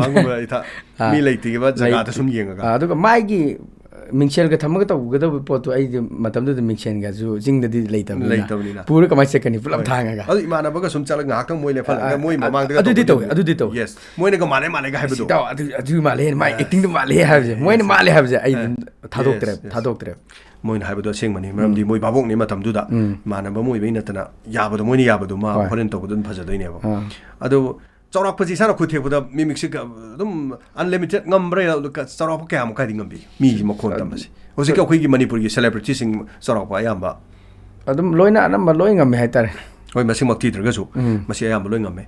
then ꯑꯩꯈꯣꯏ ꯁꯤꯐꯧꯒꯤ ꯂꯥꯛꯄꯒꯤ ꯊꯥꯛꯁꯤ ꯋꯥꯔꯤꯁꯦ ꯑꯩꯈꯣꯏ ꯈꯪꯖꯔꯦ ꯆꯥꯎꯔꯥꯛꯄ ꯑꯗꯒꯤ ꯑꯩꯈꯣꯏ ꯌꯦꯡꯕꯤꯔꯤꯕ ꯇꯥꯕꯤꯔꯤꯕꯁꯤꯡꯅ ꯁꯣꯏꯗꯅ ꯇꯥꯅꯤꯡꯒꯅꯤ ꯀꯔꯝꯕꯅꯣ ꯀꯔꯝ ꯀꯥꯟꯗꯅꯣ ꯑꯩꯈꯣꯏ ꯒꯣꯕꯤꯟꯗꯥꯁꯅ ꯉꯁꯥꯏ ꯃꯤꯃꯤꯛ ꯃꯇꯦꯛ ꯑꯃ ꯇꯧꯔꯛꯀꯗꯣꯏꯁꯦ ꯏꯁꯩ ꯃꯇꯦꯛ ꯑꯃ ꯁꯛꯂꯛꯀꯗꯣꯏꯁꯦ ꯃꯌꯥꯝ ꯂꯣꯏ ꯉꯥꯏꯕꯤꯔꯕꯅꯤ ꯑꯗꯣ ꯄꯨꯛꯅꯤꯡ ꯐꯥꯊꯕꯤꯌꯨ ꯑꯩꯈꯣꯏ ꯇꯞꯅ ꯇꯞꯅ ꯃꯊꯪ ꯆꯠꯊꯖꯔꯛꯀꯦ ꯃꯔꯝꯗꯤ ꯁꯤꯐꯧꯒꯤ ꯊꯥꯛꯇ ꯂꯥꯛꯄ ꯍꯥꯏꯕꯁꯤ ꯑꯔꯥꯏꯕ ꯅꯠꯇꯦ ꯑꯗꯣ ꯃꯤꯌꯥꯝ ꯃꯔꯛꯇ ꯁꯨꯃꯥꯏꯅ ꯃꯤꯌꯥꯝꯅ ꯌꯥꯕ ꯍꯥꯏꯕ ꯁꯤꯒꯨꯝꯕꯒꯤ ꯃꯐꯝ ꯑꯃ ꯀꯟꯕ ꯍꯥꯏꯕꯁꯤꯁꯨ ꯍꯣꯠꯅꯖꯕ ꯏꯁꯣꯔꯅ ꯄꯤꯕ ꯑꯗꯨꯒꯨꯝꯕ ꯒꯨꯟ ꯈꯔꯅꯤ ꯍꯥꯏꯇꯥꯔꯦ ꯁꯣ ꯉꯁꯤꯒꯤ ꯑꯍꯥꯟꯕꯗ ꯍꯥꯏꯇꯥꯔꯦ ꯑꯩꯈꯣꯏꯒꯤ ꯃꯤꯃꯤꯛ ꯈꯔ ꯇꯧꯕꯤꯌꯨ ꯃꯤ ꯑꯃꯅꯤꯒꯤ ꯈꯣꯟꯖꯦꯜꯗ ꯍꯥꯏꯇꯥꯔꯦ ꯍꯣꯔꯦꯟ ꯑꯩꯈꯣꯏꯒꯤ ꯃꯥꯏꯀꯩꯗꯒꯤꯁꯨ ꯋꯥꯍꯩ ꯄꯔꯦꯡ ꯑꯃꯗ ꯑꯩꯈꯣꯏ ꯇꯣꯉꯥꯟꯕ ꯈꯔꯁꯨ ꯑꯗꯨꯝ ꯇꯧꯍꯟꯖꯒꯦ ꯃꯌꯥꯝꯗ ꯑꯗꯨꯒ ꯍꯧꯖꯤꯛꯀꯤ ꯑꯣꯏꯅ ꯅꯦꯛꯁ ꯕꯥꯏ ꯅꯦꯛꯁ ꯃꯊꯪ ꯑꯇꯩ ꯀꯅꯥ ꯑꯃꯅꯤꯗ ꯇꯧꯕꯤꯌꯨ ꯁꯦꯔꯦꯜ 9 ꯑꯝꯇ ꯌꯥꯝꯃꯨꯛ ꯀꯥꯏꯀꯨꯁꯤ ꯍꯥꯟꯅ ꯇꯧꯒꯦ ꯑꯅꯝꯕꯅ ꯑꯩꯅ ꯑꯗꯨꯝ ꯁꯥꯈ꯭ꯔꯕꯅꯤꯅꯀꯣ ꯍꯣꯏ ꯑꯅꯝꯕꯅ ꯗꯕꯤꯡ ꯑꯣꯏꯒꯦꯔꯥ ꯑꯃ ꯑꯣꯏꯒꯦꯔꯥ ꯑꯗꯨꯝ ꯆꯨꯔ ꯂꯩꯈꯤꯕ ꯑꯩ ꯀꯣꯛꯇ ꯆꯨꯔ ꯂꯩꯈꯤꯕ ꯍꯥꯏꯇꯥꯔꯦ ꯌꯥꯝꯃꯨꯡꯁꯤꯅ ꯁꯪꯒꯤꯗꯕꯗꯒꯤ ꯑꯩꯅ ꯃꯥꯒꯤ ꯐꯤꯂꯝꯁꯤꯡ ꯑꯅꯝꯕꯅ ꯃꯥꯒꯤ ꯈꯣꯟꯖꯦꯜ ꯂꯣꯏ ꯍꯥꯞꯄꯦꯕ ꯑꯃ ꯍꯦꯛꯇ ꯇꯧꯁꯜꯂꯒꯦ ꯅꯪꯕꯨ ꯑꯩ ꯅꯨꯡꯁꯤꯗꯅꯦ ꯅꯪꯕꯨ ꯑꯩ ꯅꯨꯡꯁꯤꯗꯅꯦ ꯑꯗꯨꯒ ꯀꯩꯒꯤꯅꯣꯕ ꯀꯩꯒꯤꯅꯣꯕ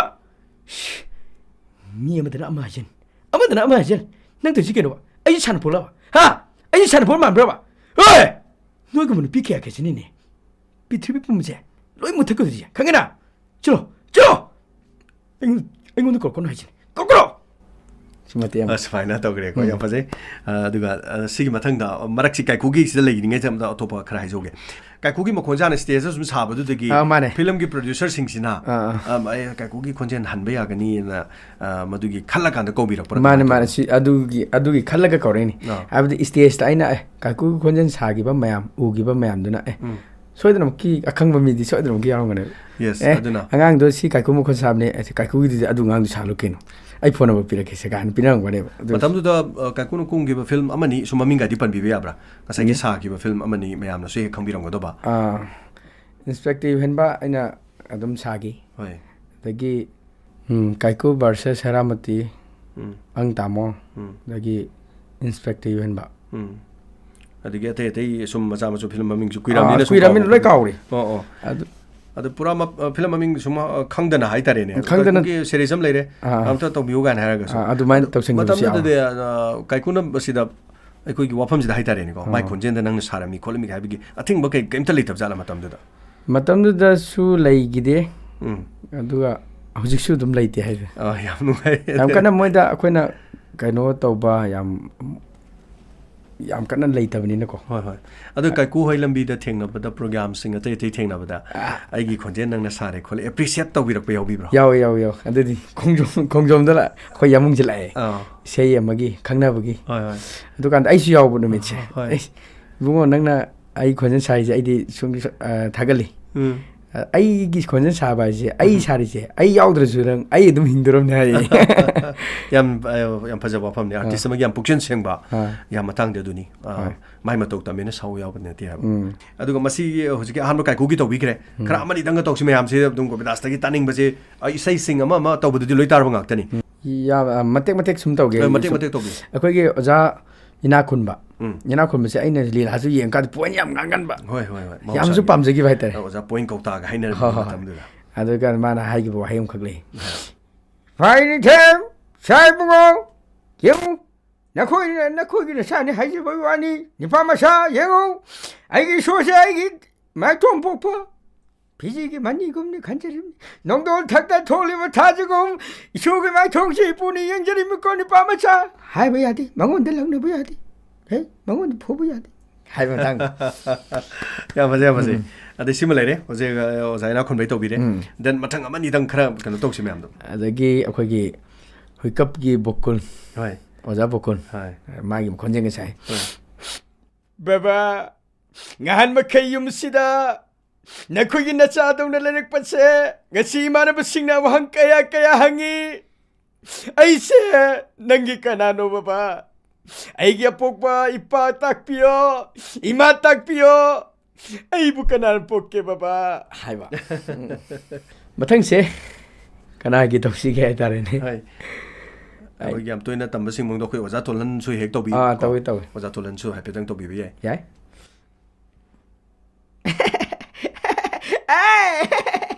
Hey, bunga! Hey, ngarang ay na, wala ta kiba parado ng parabra. Ha? Pare. Very good, very good. Ako gi kutsik English na kari hai. Ha? Kare. Hey, kutse. Nang nakangdab to wala ta lo ni kadro ke. Kutse English na ne hen kangedra. Aduga ne. Ay mo hanga ke. Aduga kutum je English na kari hai. Ha? Kare. 아이마 베리 굿 나는 강들어져 아마 하이젤도 발음이 쿠치우 잉리스 핸도 마이네 ꯌꯥꯝ ꯅꯨꯡꯉꯥꯏꯔꯦ ꯑꯗꯒꯤ ꯑꯇꯣꯞꯄ ꯑꯃ ꯅꯤꯗꯪꯒ ꯇꯥꯖꯈꯤꯒꯦ ꯁꯤꯗꯒꯤ ꯑꯩꯈꯣꯏꯒꯤ ꯁꯨꯃꯥꯡ ꯂꯤꯂꯥꯒꯤꯗ ꯍꯥꯏꯇꯥꯔꯦꯀꯣ ꯑꯩꯈꯣꯏꯒꯤ ꯏꯔꯝꯗꯝ ꯃꯅꯤꯄꯨꯔ ꯑꯥꯔꯇꯤꯁ ꯑꯦꯁꯣꯁꯤꯌꯦꯁꯟꯒꯤ ꯑꯩꯈꯣꯏꯒꯤ ꯁꯨꯔꯒꯤ ꯈꯣꯟꯖꯦꯜꯒꯁꯨ ꯍꯦꯛ ꯁ꯭ꯇꯦꯖꯇꯒꯁꯨ ꯑꯩꯈꯣꯏꯅ ꯍꯦꯛ ꯇꯥꯖꯔꯦ ꯍꯟꯗꯛꯁꯦ ꯑꯃꯨꯛ ꯑꯗꯣ ꯁꯨꯔꯒꯤ ꯃꯥꯒꯤ ꯑꯩꯈꯣꯏꯒꯤ ꯋꯥꯔꯤ ꯂꯣꯏꯗ꯭ꯔꯤꯒꯤꯔ ꯀꯩꯅꯣ ꯇꯥꯡꯀꯛ ꯑꯃ ꯍꯦꯛ ꯇꯧꯕꯤꯕꯗꯣ ꯃꯌꯥꯝꯗ ꯃꯁꯤ ꯈꯨꯗꯣꯡꯆꯥꯕ ꯂꯧꯔꯒ ꯍꯥꯏꯐꯦꯠꯇꯪ ꯇꯝꯕꯤꯕ ꯌꯥꯕ꯭ꯔꯥ ꯌꯥꯏ 이마 끼니 에너묵 펠로르가 미시 아이버스부 가난 하기니 타도이 엉따 아이비 유는 타도이 끼니 에너묵 펠로르가 미시 아이버스부 가난 하기니 호이스미 타도이 끼니 에너묵 펠로르 바이브시 시브게 산세 왕이 하이브디에 어도막 포에 즈글리 시니 하이브 포티 레이테드나 타도이 아이 낭부 핫게 툭게 하이브 묵티 나테드라 아이 낭부 타모이 싱나 누시 하이즈버니 플리즈 시부당 야비우 가도르게 타도이 ꯌꯥꯝ ꯃꯥꯟꯈ꯭ꯔꯦ ꯑꯗꯣ ꯁꯤ ꯅꯠꯇꯕ ꯑꯩꯈꯣꯏꯒꯤ ꯂꯤꯂꯥꯒꯤ ꯅꯨꯄꯤꯒꯤ ꯂꯩꯕꯁꯦ ꯑꯩꯈꯣꯏꯒꯤ ꯇꯥꯕꯣꯏ ꯍꯣꯏꯒꯨꯝꯕ ꯗꯦꯟ ꯑꯇꯩ ꯑꯇꯩ ꯂꯩꯕꯁꯤꯡꯁꯦ ꯃꯈꯣꯏꯒꯤꯗꯤ ꯃꯇꯧ ꯇꯝꯕꯤꯗꯕ꯭ꯔꯥ ꯀꯃꯥꯏ ꯇꯧꯏ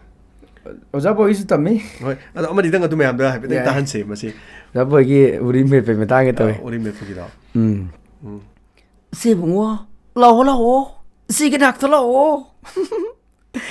ꯃꯁꯤ ꯉꯥꯛꯁꯤ ꯇꯕꯪ ꯇꯕꯪ ꯅꯨꯡꯁꯤꯈ꯭ꯔꯦ ꯂꯥꯛꯑꯣ ꯂꯥꯛꯑꯣ ꯁꯤꯒꯤ ꯃꯥꯏꯗ ꯊꯨꯡꯉꯤꯕ ꯎꯔꯤꯡ ꯑꯁꯦ ꯏꯄꯥꯒꯤ ꯈꯨꯠꯇ ꯅꯨꯡ ꯇꯧꯔꯨꯕꯗꯨꯅ ꯄꯦꯂꯣꯡ ꯇꯧꯕꯤ ꯈꯥꯏꯌꯨ ꯀꯥꯏꯕꯗꯤ ꯌꯥꯝ ꯐꯖꯈ꯭ꯔꯦ ꯗꯦꯟ ꯑꯩꯈꯣꯏ ꯁꯅꯥꯇꯣꯟ ꯗꯦꯟ ꯑꯇꯩ ꯂꯩꯍꯧꯔꯤꯕꯁꯤꯡ ꯃꯈꯣꯏꯒꯤ ꯃꯊꯪ ꯑꯃꯅꯤꯗꯒ ꯁꯨꯝ ꯇꯝꯕꯤꯌꯨ ꯁꯨꯝ ꯌꯥꯏ ꯑꯩꯅ ꯏꯍꯥꯟ ꯍꯥꯟꯕꯗꯗꯤ ꯖꯥꯊꯥ ꯁꯅꯥꯇꯣꯟꯒꯤꯁꯦ ꯑꯥꯔ ꯀꯦ ꯁꯅꯥꯇꯣꯟꯒꯤꯁꯦ ꯌꯥꯝ ꯃꯥꯜꯂꯝꯃꯦ ꯍꯧꯖꯤꯛ ꯑꯩꯅ ꯑꯃꯨꯛ ꯀꯨꯏꯔꯦ ꯊꯥꯗꯣꯛꯈꯤꯕ ꯑꯗꯨꯒ ꯑꯃꯨꯛ ꯈꯤꯇꯪꯗꯤ ꯋꯥꯠꯀꯅꯤ ꯍꯥꯏꯇꯥꯔꯦ ꯗꯥ ꯒꯣꯀꯨꯜꯅꯒ ꯂꯤꯂꯥ ꯌꯥꯎꯔꯝꯕ ꯃꯇꯝ ꯃꯣꯏ ꯑꯅꯤ ꯄꯥꯟꯅꯔꯛꯄꯩ ꯃꯇꯝꯁꯤ ꯌꯥꯝ ꯆꯥꯈꯤꯕ ꯍꯥꯏꯇꯥꯔꯦ ꯃꯣꯏ ꯑꯅꯤ ꯇꯧꯈꯤꯕ ꯗꯥꯏꯂꯣꯛ ꯃꯇꯦꯡꯅꯦ ꯑꯩ ꯃꯇꯦꯡ ꯑꯃ ꯇꯧ ꯈꯣꯟꯖꯦꯜ ꯁꯤꯕꯅꯤ ꯃꯥꯟꯗꯤ ꯃꯥꯜꯂꯔꯣꯏ ꯈꯪꯉꯤ ꯉꯁꯤ ꯂꯤꯗꯤꯖꯤꯒꯤ ꯒꯨꯂꯥ ꯃꯐꯝꯗ ꯂꯥꯛꯄꯤꯔꯤꯕ ꯃꯤꯄꯨꯝ ꯈꯨꯗꯤꯡꯃꯛꯅ ꯁꯥꯠꯂꯤꯕ ꯂꯩꯁꯤꯡ ꯑꯁꯤ ꯑꯆꯝꯕ ꯂꯩ ꯑꯃꯠꯇ ꯅꯠꯇꯤꯌꯦ ꯁꯤꯡꯉꯝꯗꯅ ꯁꯤꯈ꯭ꯔꯕ ꯊꯋꯥꯏ ꯁꯤꯡꯗꯣꯛꯅꯂꯛꯄ ꯂꯤꯗꯤꯖꯤꯒꯤ ꯒꯨꯂꯥꯝꯅꯤ ꯂꯤꯗꯤꯖꯤꯒꯤ ꯒꯨꯂꯥꯝ ꯃꯈꯜ ꯃꯆꯨꯒꯤ ꯂꯩꯁꯤꯡ ꯑꯁꯤ ꯑꯇꯃꯥ ꯁꯥꯟꯇꯤꯒꯤꯗꯃꯛ ꯑꯃꯃꯝꯇ ꯄꯥꯏꯕꯤꯈꯣ ꯑꯃꯃꯝꯇ ꯄꯥꯏꯕꯤꯈꯣ ꯃꯍꯥꯁꯣꯏ ꯅꯪ ꯀꯅꯥꯅꯣ ꯑꯝꯇꯥꯏꯕꯤ ꯃꯍꯥꯁꯣꯏ ꯅꯪ ꯀꯅꯥꯅꯣ 레디씨 레디씨 ꯑꯁꯨꯛ ꯅꯤꯡꯊꯤꯕ ꯑꯁꯨꯛ ꯐꯖꯕ ꯑꯇꯩ ꯑꯇꯣꯞꯄ ꯃꯐꯝ ꯑꯇꯩꯗ ꯑꯃꯨꯛ ꯐꯪꯂꯔꯣꯏꯀꯣ ꯃꯐꯝ ꯑꯁꯤꯗ ꯁꯥꯠꯂꯤꯕ ꯂꯩꯔꯥꯡꯁꯤꯡ ꯑꯁꯦ ꯑꯩ ꯄꯨꯝꯅꯃꯛ ꯃꯁꯛ ꯂꯣꯏꯅ ꯈꯪꯉꯦ ꯅꯪꯅ ꯍꯦꯟꯅꯔꯦ ꯑꯗꯨꯒ ꯅꯪꯅ ꯃꯦꯜꯀꯦ ꯑꯗꯨꯒ ꯂꯩ ꯃꯔꯛꯇꯒꯤ ꯅꯥꯏꯇꯣꯝ ꯁꯥꯠꯂꯦꯕꯤ ꯒꯨꯂꯥꯞ ꯅꯪꯅ ꯀꯅꯥ ꯃꯥꯅꯦ ꯅꯪꯅ ꯑꯩꯒꯤ ꯁꯤꯜꯀꯦ 마조이 난 까나노 아무다이비 마조이 난 까나노 마네 에이랑기 보리스네 나티 난 아기 보리스 나티 아기 보리스티 수벳 요닝기 칼라발란 파마드다 타와이 타그라바니 난 아기 보리스 나티 난 아기 보리스 나티 ꯍꯥꯏꯕ ꯃꯇꯤꯛ ꯌꯥꯝ ꯅꯨꯡꯉꯥꯏꯖꯔꯦ ꯐꯖ ꯐꯖꯕ ꯑꯗꯨꯒ ꯁꯤꯒꯤ ꯐꯝꯕꯥꯛꯁꯤꯗꯒꯤ ꯑꯩꯈꯣꯏ ꯂꯤꯂꯥꯒꯤ ꯐꯝꯕꯥꯛꯁꯤꯗ ꯑꯗꯨꯝ ꯍꯥꯟꯅ ꯆꯪꯈꯤꯗ꯭ರೆ ꯁꯤꯗ ꯃꯌꯥꯝꯒꯤ ꯊꯧꯒꯜ ꯇꯧꯕꯁꯤꯗ ꯑꯗꯨꯝ ꯁꯨꯃꯥꯏꯅ ꯑꯗꯨꯝ ꯆꯤꯟꯕꯤꯈ꯭ꯔꯕ꯭ꯔꯥ ꯀꯃꯥꯏꯅ ꯇꯧꯒꯦ ꯆꯤꯟꯈ꯭ꯔꯦ ꯑꯗꯨꯗꯒꯤ ꯑꯗꯨꯝ ꯂꯤꯂꯥꯁꯤ ꯑꯗꯨꯝ ꯄꯥꯝꯗꯤ ꯄꯥꯝꯕꯤꯔꯤꯕ꯭ꯔꯥ ꯏꯁꯥꯗꯗꯤ ꯂꯤꯂꯥꯁꯦ ꯑꯩꯅ ꯁꯨꯝ ꯈꯟꯕꯗ ꯑꯩꯅ ꯍꯧꯔꯛꯐꯝꯁꯤ ꯂꯤꯂꯥꯅꯦ ꯍꯣꯏ ꯂꯤꯂꯥ ꯀꯩꯗꯧꯕ ꯄꯥꯝꯃꯣꯏꯗꯣꯏꯅꯣ ꯑꯩꯅ ꯍꯦꯟꯅ ꯑꯩ ꯁ꯭ꯇꯦꯖꯇ ꯀꯥꯕ ꯍꯧꯔꯛꯑꯕꯅꯦ ꯍꯧꯔꯛꯀꯅꯤ ꯑꯗꯨꯒ ꯑꯩꯒꯤ ꯀꯩꯅꯣꯁꯤ ꯂꯝꯕꯤꯁꯤꯁꯦ ꯃꯥꯟꯅꯈꯤꯗ꯭ꯔꯕ ꯍꯥꯏꯕꯗꯤ ꯑꯩꯅꯁꯨ ꯂꯥꯞꯊꯣꯔꯛꯄꯒꯤ ꯃꯆꯥꯛꯁꯤ ꯏꯁꯩꯅ ꯑꯣꯏꯍꯟꯈ꯭ꯔꯦꯕ ꯍꯣꯏ ꯑꯗ ꯉꯁꯥꯏ ꯏꯁꯩꯁꯨ ꯄꯥꯝꯖꯕ ꯑꯗꯨꯒ ꯇꯣꯉꯥꯟꯕ ꯃꯌꯥꯝꯗ ꯑꯩꯈꯣꯏꯒꯤ ꯍꯣꯔꯦꯟ ꯏꯁꯩ ꯃꯇꯦꯛ ꯈꯔꯁꯨ ꯊꯧꯒꯜ ꯇꯧꯕꯒꯤ ꯃꯇꯦꯛ ꯑꯃꯁꯨ ꯂꯧꯖꯒꯦꯀꯣ ꯑꯗꯨꯒ ꯃꯁꯤꯒꯤ ꯑꯃꯨꯛ ꯃꯈꯥ ꯇꯥꯔꯀꯥꯟꯗ ꯐꯤꯜꯝꯒꯤ ꯂꯥꯏꯟꯗ ꯑꯃꯨꯛ ꯆꯪꯁꯜꯂꯛꯄꯁꯦ ꯑꯗꯤ ꯍꯧꯖꯤꯛꯀꯤ ꯁꯨꯃꯥꯏꯅ ꯑꯦꯡꯀꯔꯤꯡꯒ ꯇꯧꯕ ꯆꯠꯄ ꯑꯗꯩ ꯃꯤꯃꯤꯀ꯭ꯔꯤꯒ ꯇꯧ ꯀꯥꯟꯁꯦ ꯐꯤल्मꯒꯤ ꯈꯨꯗꯣꯡꯆꯥꯕꯗꯤ ꯑꯗꯨꯝ ꯐꯪꯕꯤꯕ ꯅꯠꯇ꯭ꯔꯥ ꯐꯤꯂꯝꯒꯤ ꯈꯨꯗꯣꯡꯆꯥꯕ ꯑꯗꯨꯝ ꯐꯪꯉꯤ ꯍꯣꯏ ꯑꯗꯨꯝ ꯆꯥꯎꯔꯥꯛꯄ ꯈꯔ ꯃꯆꯤꯠ ꯌꯥꯎꯕꯁꯤ ꯈꯨꯠꯅ ꯊꯦꯛꯄꯗ ꯌꯥꯝꯅ ꯂꯝꯁꯟ ꯀꯌꯥꯃꯨꯛꯇꯤ ꯑꯣꯏꯕꯤꯔꯝꯕ ꯌꯥꯏ ꯍꯧꯖꯤꯛꯐꯥꯎꯗ 4 5 6 ꯑꯣꯏꯔꯝꯕ ꯌꯥꯏ 6 ꯃꯨꯛꯇꯤ ꯑꯣꯏ ꯌꯥꯏ ꯑꯗꯣ ꯃꯁꯤꯗ ꯐꯣꯡꯗꯤꯕ ꯐꯤल्मꯗꯤ ꯌꯥꯎꯕꯤꯕ꯭ꯔꯥ ꯐꯣꯡꯗꯤꯕ ꯐꯤꯂꯝꯁꯦ ꯊꯥꯗ꯭ꯔꯕꯅꯦ ꯐꯣꯡꯗꯤꯕ ꯐꯤꯂꯝ ꯃꯁꯤ ꯊꯥꯗ꯭ꯔꯒꯗꯤ ꯌꯥꯝ ꯌꯥꯝꯃꯦ ꯑꯗꯨ ꯅꯝꯕ ꯍꯧꯔꯝꯕ ꯇꯣꯛꯈꯤꯕꯒꯗꯤ ꯌꯥꯎꯕꯤꯗꯕ꯭ꯔꯣ ꯅꯝꯕ ꯍꯧꯔꯝꯕ ꯇꯣꯛꯈꯤꯕ ꯗꯃꯥꯗꯝ ꯌꯥꯎꯈ꯭ꯔꯦ ꯑꯗꯨ ꯀꯨꯝꯃꯝꯃꯒ ꯃꯤꯅ ꯃꯍꯨꯠ ꯁꯤꯟꯖꯟꯈꯤꯕꯗꯤ ꯌꯥꯎꯕꯤꯗꯕ꯭ꯔꯣ ꯌꯥꯎꯈ꯭ꯔꯦ ꯃꯌꯥꯝ ꯂꯣꯏ ꯊꯣꯛꯑꯦ ꯑꯗꯣ ꯃꯤ ꯑꯄꯥꯝꯕꯅꯤꯀꯣ ꯑꯩꯈꯣꯏꯒꯤ ꯁꯤꯆꯨꯋꯦꯁꯟ ꯑꯗꯨꯝ ꯄꯣꯔꯛꯄꯅꯤ ꯃꯇꯝꯒꯤ ꯃꯇꯨꯡ ꯏꯟꯅ ꯑꯐꯥꯎꯕꯒꯤ ꯄꯨꯟꯁꯤꯗ ꯁ꯭ꯇ꯭ꯔꯒꯜ ꯌꯥꯎꯗ꯭ꯔꯒꯗꯤ ꯐꯥꯎꯗꯦ ꯍꯥꯏꯅꯔꯤꯕꯅꯤ ꯀꯅꯥꯝꯇ ꯋꯤꯗꯥꯎꯠ ꯁ꯭ꯇ꯭ꯔꯒꯜ ꯃꯥꯏ ꯄꯥꯛꯈꯤꯕ ꯑꯝꯇ ꯂꯩꯇꯦ ꯁ꯭ꯇ꯭ꯔꯒꯜ ꯂꯣꯏꯅ ꯌꯥꯎꯒꯅꯤ ꯑꯗꯨꯒ ꯄꯣꯞ ꯇꯥꯔꯀꯥꯟꯗ ꯁꯅꯥꯒꯤ ꯀꯩꯔꯥꯛꯇ ꯀꯥꯈꯤꯕꯁꯤꯗꯤ ꯈꯔ ꯈꯛꯀꯤ ꯋꯥꯅꯤ ꯍꯥꯏꯖꯔꯤꯕꯀꯣ ꯑꯗꯨ ꯌꯥꯝ ꯅꯨꯡꯉꯥꯏꯖꯩ ꯁꯤꯕꯨꯒꯤ ꯇꯥꯂꯛꯁꯦ ꯂꯥꯛꯑꯀꯥꯟꯁꯤꯗ ꯑꯗꯨꯒ ꯃꯃꯤꯡꯒ ꯄꯟꯕ ꯌꯥꯕ ꯍꯧꯖꯤꯛ ꯍꯣꯜꯗꯒ ꯁꯥꯟꯅꯕ ꯐꯤल्म ꯅꯠꯇ꯭ꯔꯒ ꯂꯥꯛꯀꯗꯧꯕ ꯐꯤल्मꯒ ꯂꯩꯕꯤꯕ꯭ꯔꯥ ꯃꯃꯤꯡ ꯃꯌꯥꯝꯗꯒꯁꯨ ꯍꯥꯏꯐꯦꯠ ꯈꯪꯍꯧꯅꯕ ꯑꯩꯅ ꯌꯥꯎꯈꯤꯕ ꯐꯤꯂꯝꯗ ꯍꯧꯖꯤꯛꯇꯤ ꯀꯥꯞꯇꯧꯕ ꯑꯩꯅ ꯌꯥꯎꯈꯤꯕꯗꯗꯤ ꯀꯥꯞꯈ꯭ꯔꯕ ꯉꯥꯛꯇꯅꯤ ꯑꯗꯨꯒ ꯊꯣꯛꯂꯛꯀꯗꯕꯗ ꯑꯩꯈꯣꯏꯒꯤ ꯕꯨꯂꯦꯠ ꯍꯥꯏꯕ ꯕꯨꯂꯦꯠꯁꯦ ꯀꯥꯁꯁꯤꯡꯁꯦ ꯀꯅꯥ ꯑꯩꯒ ꯃꯔꯨꯑꯣꯏꯅ ꯀꯣ ꯑꯦꯛ ꯇꯧꯒ ꯑꯗꯨꯒ ꯃꯣꯏꯗ ꯌꯥꯎꯔꯤꯕ ꯐꯤꯂꯝꯗ ꯍꯦꯔꯣꯅꯤꯅ ꯁꯤꯅꯤ ꯑꯗꯨꯅ ꯍꯦꯔꯣꯟ ꯁꯤꯅꯤ ꯑꯩꯗꯤ ꯈꯪꯗꯦꯕ ꯃꯥꯏ ꯁꯤꯟꯗ ꯅꯝꯈꯤꯕꯅꯤ나 ꯍꯦꯔꯣꯅꯤ ꯇꯦꯟꯁꯨꯕꯝ ꯕꯂꯥꯔꯒꯕꯨꯗꯤ ꯄꯥꯏ ꯑꯗꯨ ꯃꯥꯅ ꯍꯦꯔꯣꯅꯤꯅ ꯍꯥꯏꯁꯤ ꯗꯥꯏꯔꯦꯛꯂꯔꯗꯤ ꯈꯪꯗꯦꯕ ꯍꯦꯔꯣꯏꯟ ꯑꯃꯗꯤ ꯌꯥꯎꯔꯦ ꯑꯩꯒ ꯄꯥꯕꯕꯨꯗꯤ ꯇꯦꯟꯁꯨꯕꯝ ꯕꯂꯥꯅ ꯑꯗꯨꯒ ꯑꯩꯒ ꯄꯥꯔꯦ ꯔꯥꯏ ꯔꯇꯟ ꯑꯩꯒꯤ ꯏꯌꯥꯝꯕ ꯔꯇꯟꯁꯤꯒ ꯑꯃꯨꯛ ꯄꯥꯔꯦ ꯑꯩꯒ ꯁꯤꯟꯗꯨꯗ ꯑꯗꯨꯃꯥꯏꯅ ꯄꯥꯅꯕ ꯍꯥꯏꯇꯥꯔꯦ ꯍꯣꯏ ꯑꯗꯣ ꯉꯁꯥꯏꯒꯤ ꯐꯤल्मꯁꯤ ꯀꯩꯒꯨꯝꯕ ꯔꯣꯜꯒ ꯁꯨꯝ ꯄꯤꯔꯛꯑꯒꯗꯤ ꯍꯧꯖꯤꯛꯁꯨ ꯑꯃꯅꯤꯁꯨ ꯑꯗꯨꯝ ꯅꯝꯕꯤꯔꯤ ꯍꯥꯏꯕꯅꯤꯅ ꯁꯨꯝ ꯃꯥꯏ ꯄꯥꯛꯇꯅ ꯑꯗꯨꯝ ꯆꯪꯁꯤꯟꯕꯤꯔꯀꯥꯟꯗ ꯁꯨꯝ ꯍꯥꯏꯔꯛꯄꯁꯦ ꯀꯔꯝꯕ ꯔꯣꯜꯒꯗꯤ ꯀꯨꯝꯅꯤꯡꯕ ꯌꯥꯎꯏ ꯑꯩ ꯀꯣꯃꯦꯗꯤꯗ ꯑꯗꯨꯝ ꯀꯨꯝꯕ ꯑꯗꯨꯝ ꯌꯥꯎꯈ꯭ꯔꯦ ꯑꯗꯨꯅ ꯑꯩꯁꯦ ꯈꯔ ꯂꯩꯔꯒ ꯑꯩꯒꯤ ꯋꯥꯔꯤꯗ ꯑꯣꯏꯅ ꯑꯩꯁꯦ ꯍꯦꯔꯣ ꯃꯇꯦꯛ ꯑꯃ ꯀꯨꯝꯒꯦ ꯀꯥꯏꯅ ꯈꯜꯂꯦ ꯏꯁꯥꯃꯛꯀꯤ ꯏꯄꯤꯛ ꯁ꯭ꯇꯣꯔꯤꯗ ꯑꯗꯨꯝ ꯇꯧꯖꯔꯀꯥꯟꯗ ꯑꯩꯒꯤ ꯂꯥꯏꯐ ꯍꯤꯁꯇ꯭ꯔꯤꯒ ꯃꯔꯤ ꯂꯩꯅꯕ ꯐꯤल्म ꯄꯨꯊꯣꯔꯛꯄꯗ ꯃꯗꯨꯗꯁꯨ ꯑꯗꯨꯝ ꯏꯁꯥꯅ ꯑꯦꯛ ꯇꯧꯕꯤꯅꯤꯡꯉꯦꯅ ꯍꯥꯏꯕꯤꯕꯒꯤ ꯋꯥꯅꯤ ꯑꯗꯣ ꯉꯁꯥꯏꯒꯤ ꯀꯔꯤꯒꯨꯝꯕ ꯃꯌꯥꯝꯒꯤ ꯊꯧꯒꯜꯂꯣꯟ ꯆꯠꯄ ꯈꯣꯠꯄ ꯀꯩꯗꯧꯕꯁꯤꯗꯗꯤ ꯚꯥꯕꯣꯛꯀꯤꯕꯨꯗꯤ ꯑꯦꯄ꯭ꯔꯤꯁꯤꯌꯦꯁꯟ ꯑꯗꯨꯝ ꯐꯪꯉꯦ ꯃꯌꯥꯝꯅ ꯁꯤꯒꯨꯝꯕꯗꯒ ꯊꯣꯛꯈꯤꯕ ꯊꯧꯗꯣꯛ ꯋꯥꯊꯣꯛꯇ ꯀꯔꯤ ꯍꯥꯏꯅꯤ ꯑꯩꯈꯣꯏꯒꯤ ꯅꯨꯡꯉꯥꯏꯇꯕ ꯊꯧꯗꯣꯛ ꯋꯥꯊꯣꯛ ꯍꯥꯏꯗꯤ ꯀꯔꯤ ꯂꯩꯒꯦ ꯖꯁ ꯊꯣꯛꯈꯤꯕ ꯊꯧꯗꯣꯛꯁꯤꯡꯗꯒ ꯏꯁꯩ ꯅꯣꯡꯃꯥꯏꯒꯤ ꯊꯧꯔꯝꯁꯦ ꯑꯩꯈꯣꯏ ꯁꯤꯗꯗꯤ ꯑꯗꯨꯝ ꯀꯔꯤ ꯍꯥꯏꯇꯥꯔꯦ ꯌꯥꯝꯅ ꯊꯛꯑ ꯆꯥꯔꯒ ꯑꯗꯨꯝ ꯍꯂꯥ ꯇꯧꯔꯒ ꯇꯧꯕꯁꯨ ꯑꯗꯨꯝ ꯌꯥꯎꯏꯀꯣ ꯌꯥꯝ ꯍꯦꯟꯅ ꯄꯦꯟꯕꯤꯔꯒ ꯃꯌꯥꯝꯅ ꯇꯧꯕꯤꯕꯁꯨ ꯑꯗꯨꯝ ꯌꯥꯎꯏ ꯅꯨꯡꯉꯥꯏꯇꯕ ꯊꯧꯗꯣꯛ ꯋꯥꯊꯣꯛꯀ ꯊꯣꯛꯄ ꯅꯠꯇ꯭ꯔꯒ ꯁꯦꯝꯗꯣꯛꯍꯟꯅꯤꯡꯕ ꯀꯔꯤ ꯍꯣꯡꯗꯣꯛꯍꯟꯅꯤꯡꯕ ꯀꯥꯏꯗꯤ ꯋꯥꯈꯜꯂꯣꯟꯗꯒ ꯐꯥꯎꯕꯤꯕ ꯀꯔꯤ ꯌꯥꯎꯏ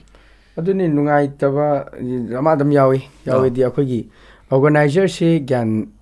ꯇꯥꯗꯦ ꯍꯥꯏꯕꯗꯤ ꯅꯠꯇꯦ ꯃꯤ ꯈꯨꯗꯤꯡꯃꯛꯄꯨ ꯇꯥꯗे ꯍꯥꯏꯕ ꯅꯠꯇꯕ ꯈꯔꯗꯤ ꯑꯗꯨꯝ ꯌꯥꯎꯋꯦꯕ ꯇꯥꯗꯕ ꯃꯐꯝ ꯑꯃꯒ ꯑꯇꯣꯞꯄ ꯃꯥꯟꯅꯗꯦ ꯃꯤ ꯑꯃꯒ ꯁꯛꯁꯨ ꯈꯦꯠꯅꯕꯒꯤ ꯇꯥꯏꯞꯇ ꯂꯩꯀꯥꯏꯒꯤ ꯆꯠꯅꯂꯣꯟ ꯇꯣꯉꯥꯟꯕꯗꯣ ꯑꯗꯨ ꯑꯩꯅ ꯄꯨꯝꯅꯃꯛꯄꯨ ꯁꯨꯝ ꯑꯩꯅ ꯈꯪꯉꯤ ꯍꯥꯏꯕꯒꯤ ꯅꯠꯇꯕ ꯊꯦꯡꯅꯖꯔꯛꯄꯗꯣ ꯑꯩꯅ ꯇꯧꯍꯟꯅꯤꯡꯕ ꯍꯥꯏꯇꯥꯔꯦ ꯇꯧꯍꯟꯅꯤꯡꯕꯁꯦ ꯑꯩꯈꯣꯏꯒꯤ ꯁꯤꯡꯒꯔꯁꯤꯡ ꯑꯇꯩ ꯂꯣꯏꯅ ꯆꯠꯈ꯭ꯔꯕꯃꯇꯨꯡꯗ ꯑꯩꯈꯣꯏ ꯈꯛꯇꯅꯦꯕ ꯂꯩꯍꯧꯗꯣꯏꯁꯦ ꯀꯝꯄꯤꯌꯔꯒ ꯑꯩꯈꯣꯏꯒꯤ ꯁꯥꯎꯟꯒ ꯈꯔꯁꯤ ꯈꯛꯇꯅꯦꯕ ꯑꯩꯈꯣꯏꯁꯤ ꯏꯈꯟ ꯈꯟꯕꯤꯗꯕꯗꯧꯅ ꯇꯧꯕꯁꯦ ꯇꯧꯍꯟꯅꯤꯡꯗꯕ ꯍꯥꯏꯇꯥꯔꯦ ꯍꯥꯏꯕꯗꯤ ꯑꯩꯈꯣꯏ ꯉꯥꯏꯌꯨ ꯍꯥꯏꯕꯒꯤ ꯚꯥꯕꯇ ꯉꯁꯤꯁꯦ ꯑꯩꯈꯣꯏ ꯄꯩꯁꯥ ꯅꯨꯡꯁꯥꯁꯤ ꯌꯥꯝ ꯂꯩꯇ꯭ꯔꯦ ꯑꯗꯨꯅ ꯁꯤꯁꯤꯅ ꯄꯦꯟꯕꯤꯔꯣ ꯍꯥꯏꯕꯗꯤ ꯁꯨꯡꯉꯥꯏ ꯍꯥꯏꯗꯕ ꯍꯥꯏꯇꯥꯔꯦ ꯉꯥꯏꯍꯟꯕꯒꯤ ꯚꯥꯕꯇ ꯑꯩꯈꯣꯏ ꯑꯗꯨꯗꯤ ꯆꯠꯆꯔꯨꯈꯤꯒꯦ ꯍꯥꯏꯔꯒ ꯁꯨꯝ ꯆꯠꯄ ꯑꯌꯥꯕꯗꯤ ꯁꯨꯝ ꯄꯤꯗꯕ ꯑꯗꯣ ꯁꯨꯝ ꯊꯦꯡꯉꯒꯁꯨ ꯁꯨꯝ ꯊꯦꯡꯖꯜꯂꯛꯄꯗꯣ ꯑꯀꯣꯟꯕ ꯐꯥꯎꯗ ꯂꯩꯍꯧꯕꯁꯦ ꯀꯩꯝꯇ ꯇꯧꯕꯤꯗꯕꯁꯦ ꯑꯁꯤ ꯈꯛꯇꯅꯦ ꯑꯩꯅ ꯀꯩꯅꯣ ꯊꯃꯣꯏꯗ ꯈꯤꯇꯪ ꯅꯨꯡꯉꯥꯏꯖꯗꯕꯁꯦ ꯃꯁꯤꯃꯗꯤ ꯈꯔ ꯑꯗꯨꯝ ꯊꯦꯡꯅꯔꯦ ꯃꯔꯨꯑꯣꯏꯅ ꯈꯤꯇꯪ ꯆꯦꯛꯁꯤꯜꯍꯟꯅꯤꯡꯕ ꯍꯦꯟꯅ ꯇꯔꯨ ꯇꯅꯥꯅꯕꯒꯤ ꯍꯥꯏꯇꯥꯔꯦ ꯌꯥꯝꯅ ꯅꯨꯡꯉꯥꯏꯖꯩ ꯃꯁꯤꯒꯤ ꯋꯥꯐꯝꯁꯤꯃ ꯑꯗꯨꯒ ꯑꯩꯈꯣꯏꯒꯤ ꯏꯁꯩ ꯑꯃꯅꯤ ꯍꯥꯏꯇꯥꯔꯦ ꯇꯣꯉꯥꯟꯒꯤ ꯈꯣꯟꯖꯦꯜꯗ ꯉꯁꯤꯒꯤ ꯊꯧꯔꯝꯁꯤꯒꯤ ꯍꯥꯏꯇꯥꯔꯦ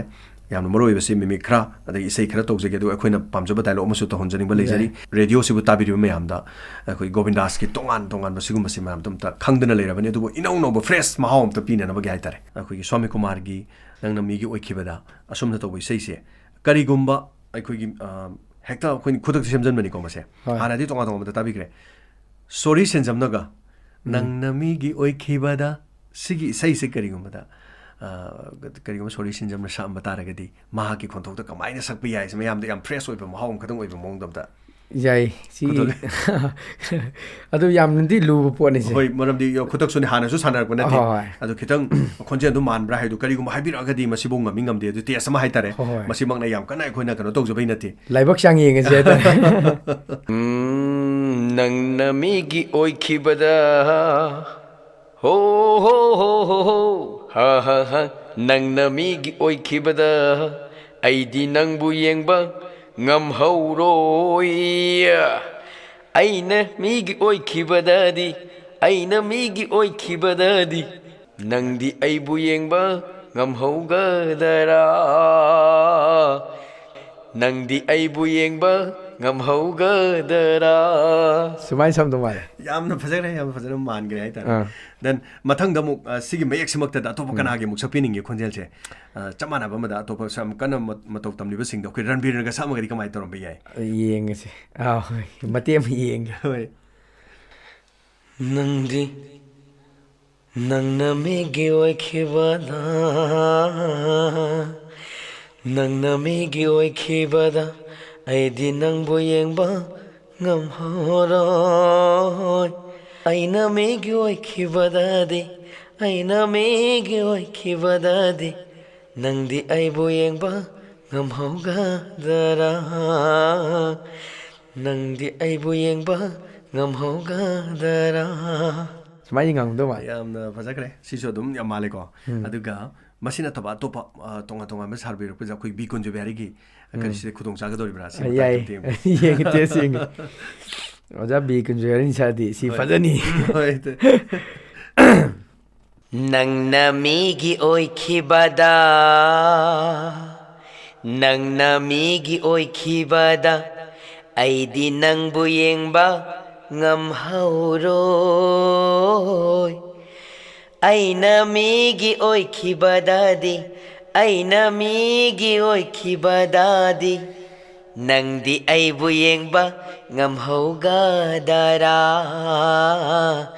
ꯅꯪꯗꯤ ꯑꯩꯕꯨ ꯌꯦꯡꯕ ꯉꯝꯍꯧꯒꯗꯔꯥ ꯀꯇꯔꯗꯣ ꯃꯁꯤꯒꯤ ꯃꯈꯥ ꯇꯥꯔꯛꯄꯁꯤ ꯉꯁꯥꯏꯒꯤ ꯑꯩꯈꯣꯏ ꯅꯨꯄꯥ ꯈꯣꯟꯖꯦꯜ ꯉꯥꯛꯇꯒꯤ ꯇꯧꯈ꯭ꯔꯦ ꯍꯣꯏ ꯂꯤꯂꯥꯗꯒꯤ ꯑꯣꯏꯔꯁꯨ ꯑꯃꯗꯒꯤ ꯑꯣꯏꯔꯁꯨ ꯉꯁꯥꯏ ꯅꯨꯄꯤ ꯈꯣꯟꯖꯦꯜꯁꯨ ꯁꯛꯄꯤꯔꯝꯃꯦꯅ ꯍꯥꯏꯔꯝꯅꯤꯅ ꯃꯗꯨꯒꯤ ꯍꯧꯖꯤꯛꯄꯨꯗꯤ ꯈꯣꯟꯖꯦꯜ ꯑꯣꯜꯂꯛꯄꯒꯤ ꯆꯦꯟꯖ ꯈꯔ ꯂꯩꯔꯒꯁꯨ ꯍꯣꯏ ꯍꯧꯖꯤꯛꯀꯤ ꯅꯪꯅ ꯃꯤꯒꯤ ꯑꯣꯏꯈꯤꯕꯗ ꯏꯁꯩꯁꯤ ꯀꯔꯤꯒꯨꯝꯕ ꯅꯨꯄꯤ ꯈꯣꯟꯖꯦꯜꯂꯣꯝꯗ ꯑꯃ ꯁꯛꯄ ꯇꯥꯔꯒꯗꯤ ꯀꯅꯥꯒꯤ ꯃꯇꯧ ꯇꯝꯕꯤꯅꯤꯡꯉꯤ ꯑꯝꯇ ꯑꯔꯣꯏꯕ ꯑꯣꯏꯅ ꯑꯝꯇ ꯍꯥꯏꯕꯤꯌꯨ ꯑꯔꯣꯏꯕ ꯑꯣꯏꯅ ꯑꯩꯈꯣꯏꯒꯤ ꯂꯤꯂꯥꯒꯤ ꯑꯩꯈꯣꯏꯒꯤ ꯑꯩꯅꯁꯨ ꯌꯥꯝꯅ ꯁꯛꯆꯈꯤꯕ ꯍꯥꯏꯇꯥꯔꯦ ꯍꯣꯏ ꯍꯣꯏ ꯂꯤꯂꯥꯒꯤ ꯆꯥꯛꯊꯦꯛꯄꯤꯅꯕ ꯑꯣꯖꯥ ꯈꯨꯝꯕꯣꯡꯅꯕꯒ ꯍꯥꯏꯅꯔꯤꯁꯦ Yes, yes, yes. ꯁꯤ ꯃꯥꯅꯒ ꯁꯛꯑꯝ ꯇꯥꯔꯒꯗꯤ ꯌꯥꯝ ꯐꯖꯒꯗꯧꯕ ꯃꯥꯟꯕ ꯍꯥꯏꯇꯥꯔꯦ ꯍꯣꯏ ꯍꯣꯏ ꯃꯇꯦꯛ ꯑꯃ ꯑꯩ ꯁꯨꯝ ꯉꯝꯕ꯭ꯔꯥ ꯌꯦꯡꯒꯦ ꯇꯝꯕꯤꯌꯨ ꯅꯪꯅ ꯃꯤꯒꯤ ꯑꯣꯏꯈꯤꯕꯗ ꯅꯪꯅ ꯃꯤꯒꯤ ꯑꯣꯏꯈꯤꯕꯗ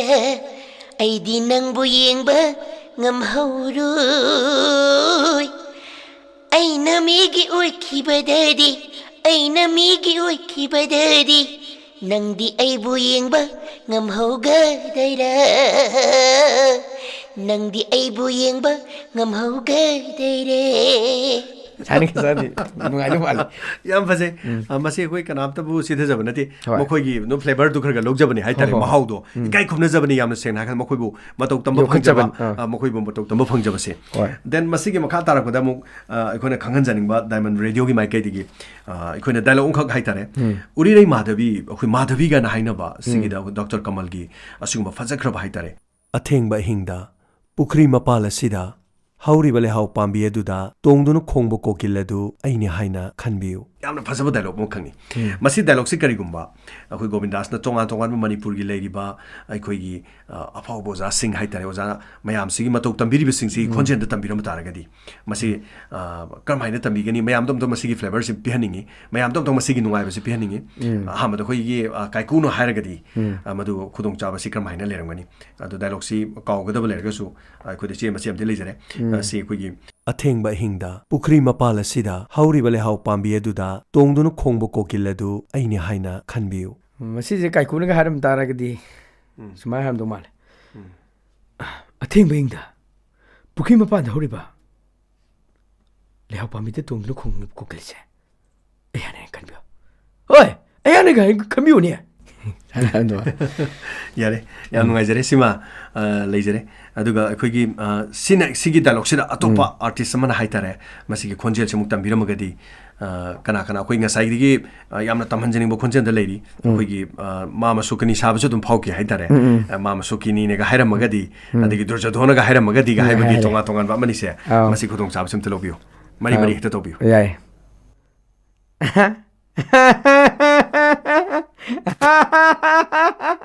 Mama ki mang tau Kurupati munna ta Atheng ba hingda Pukri ma panda hauduna Lehaw pami tu tong dunu khongi bu ko gelese Ayang ne haiduna khallu ko Kurupati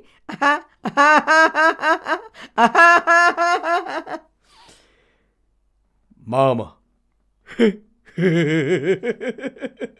Mama Krishni pai birun mama. Atheng ba hingda. Pukri mapanda hauba. Layhaw pambi da tongdu khongba kokildo. Mama ayang ni haidna. Kan biuni mama. Sumar har do. ꯌꯥꯝ ꯅꯨꯡꯉꯥꯏꯖꯩ ꯌꯥꯝ ꯐꯖꯈ꯭ꯔꯦ ꯑꯗꯣ ꯌꯥꯝꯅ reality ꯑꯣꯏꯔꯦ ꯌꯥꯝ ꯐꯖꯔꯦ ꯑꯗꯣ ꯁꯤ ꯅꯠꯇꯕ ꯑꯇꯣꯞꯄ ꯀꯅꯥ ꯂꯩꯕꯤꯔꯤ ꯃꯇꯧ ꯇꯝꯕꯁꯤꯗ ꯈꯣꯟꯖꯦꯜꯗ ꯇꯝꯕ ꯌꯥꯕ ꯌꯥꯝ ꯃꯔꯨꯑꯣꯏꯅ ꯇꯝꯕꯤꯔꯤꯕꯁꯤꯡ ꯃꯔꯤ ꯃꯔꯤꯁꯨ ꯑꯗꯨꯝ ꯇꯝꯖꯟꯕꯤꯕ ꯌꯥꯔꯦ ꯑꯩꯈꯣꯏ ꯑꯣꯖꯥ ꯇꯣꯂꯟ ꯇꯝꯕꯤꯕ ꯌꯥꯔꯦ ꯌꯥꯏ ꯃꯔꯤ ꯁꯨꯝ ꯑꯩꯅ ꯅꯤꯡꯁꯤꯡꯕꯒꯤ ꯖꯔ ꯖꯔ ꯁꯥꯔꯛꯑꯒꯦ ꯌꯥꯔꯦ ꯑꯣꯖꯥ ꯏꯅꯥꯛ ꯈꯨꯟꯕ ꯑꯗꯩ ꯃꯔꯤ ꯃꯇꯝꯁꯤ ꯂꯩꯁꯤꯜꯂꯛꯇ꯭ꯔꯕꯅꯤ ꯖꯔ ꯑꯩꯈꯣꯏꯒꯤ ꯃꯌꯥꯝꯁꯦ ꯈꯪꯃꯤꯟꯅꯅꯕ yes Hey, uri re! Nang game khalu nu ko. Ai na nang wanda na phajana siram ge ko. Atheng ba hingda pukhi ba panda hau ba le hau pa mi da ra. Le hau pa mi da tong du na ne khong ba kukil da. Atai kadam na ti ko. Ai ni hai dur khabi ko. Ai bye. Bye. Uri dai. Atheng ba hingda. Pukhi mapanda hauba lehaw pambi asida tongdu khongba kukilado. Ayang ni haidru khanbi ko uri dai. Fagning kem yengu ni famasa. Atheng ba hingda pukhi mapanda hauba lehaw pambi asida tongdu khongba kukilado. Na thong ni haidru khalu ko ni famasa. Kaju khalu nu hojikti nungai tum thong nang kada. Lao sige bungo. Atheng ba ingin niya. Pukhi mapanda hodi ba lehaw pambi asida tongdu khongba kukilado. Nasina no kalu kadrogi sabaw. ꯌꯥꯝ ꯅꯨꯡꯉꯥꯏꯖꯈ꯭ꯔꯦ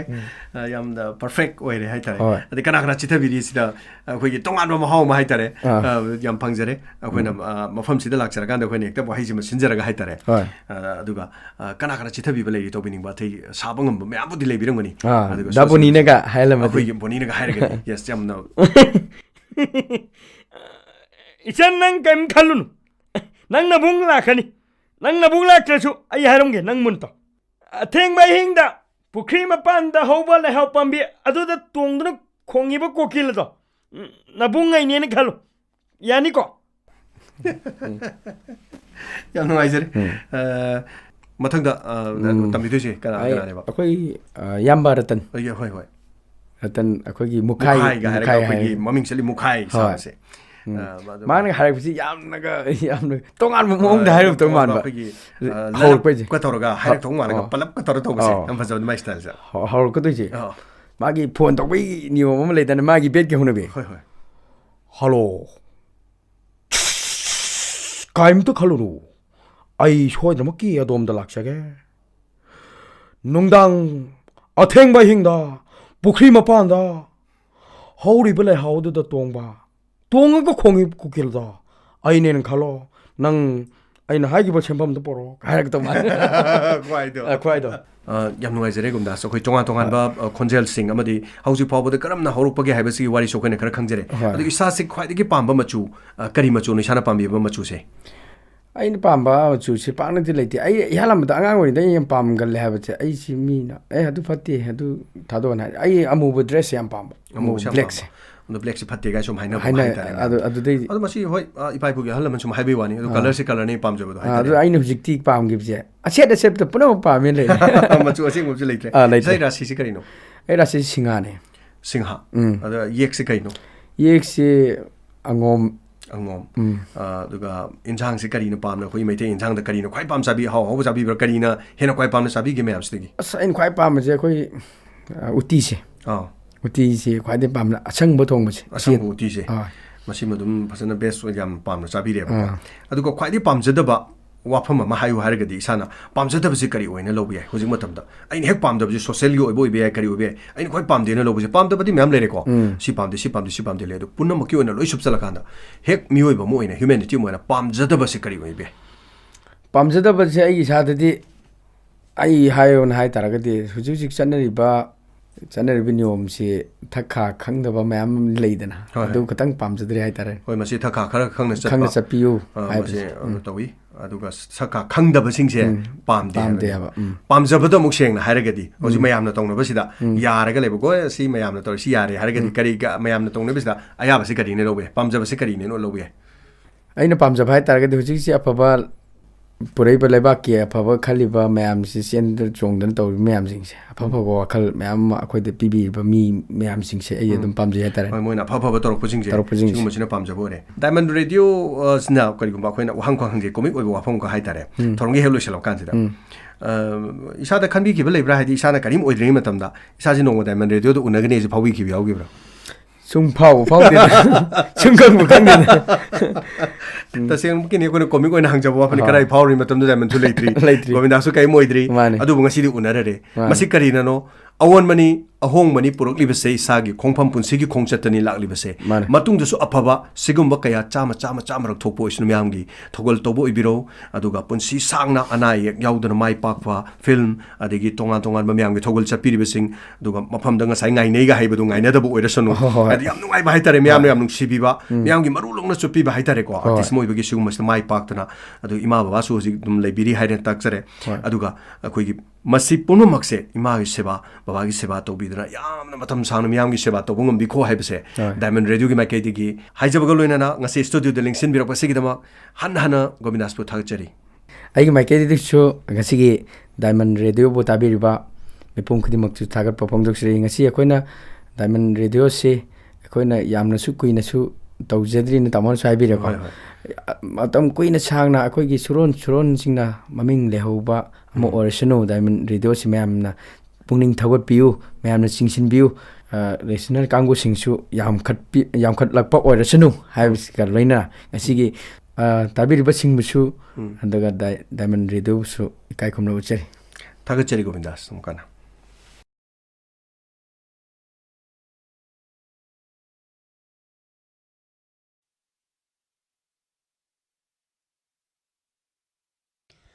Hauzik Tavikre Diamond gi SAKNAIRABA thauram asida SAKNAIRABA comedian Govindas ka unaduna wari watai sanabagi thauram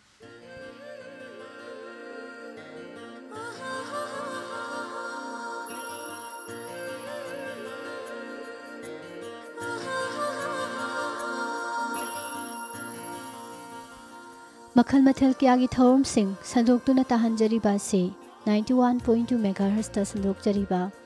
Diamond Radio channel asigi ani suba thauram paringni adom hauzik tabiriba se housing haki matungda channel asigi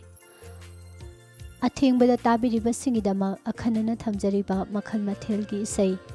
sandoktuna tahanjariba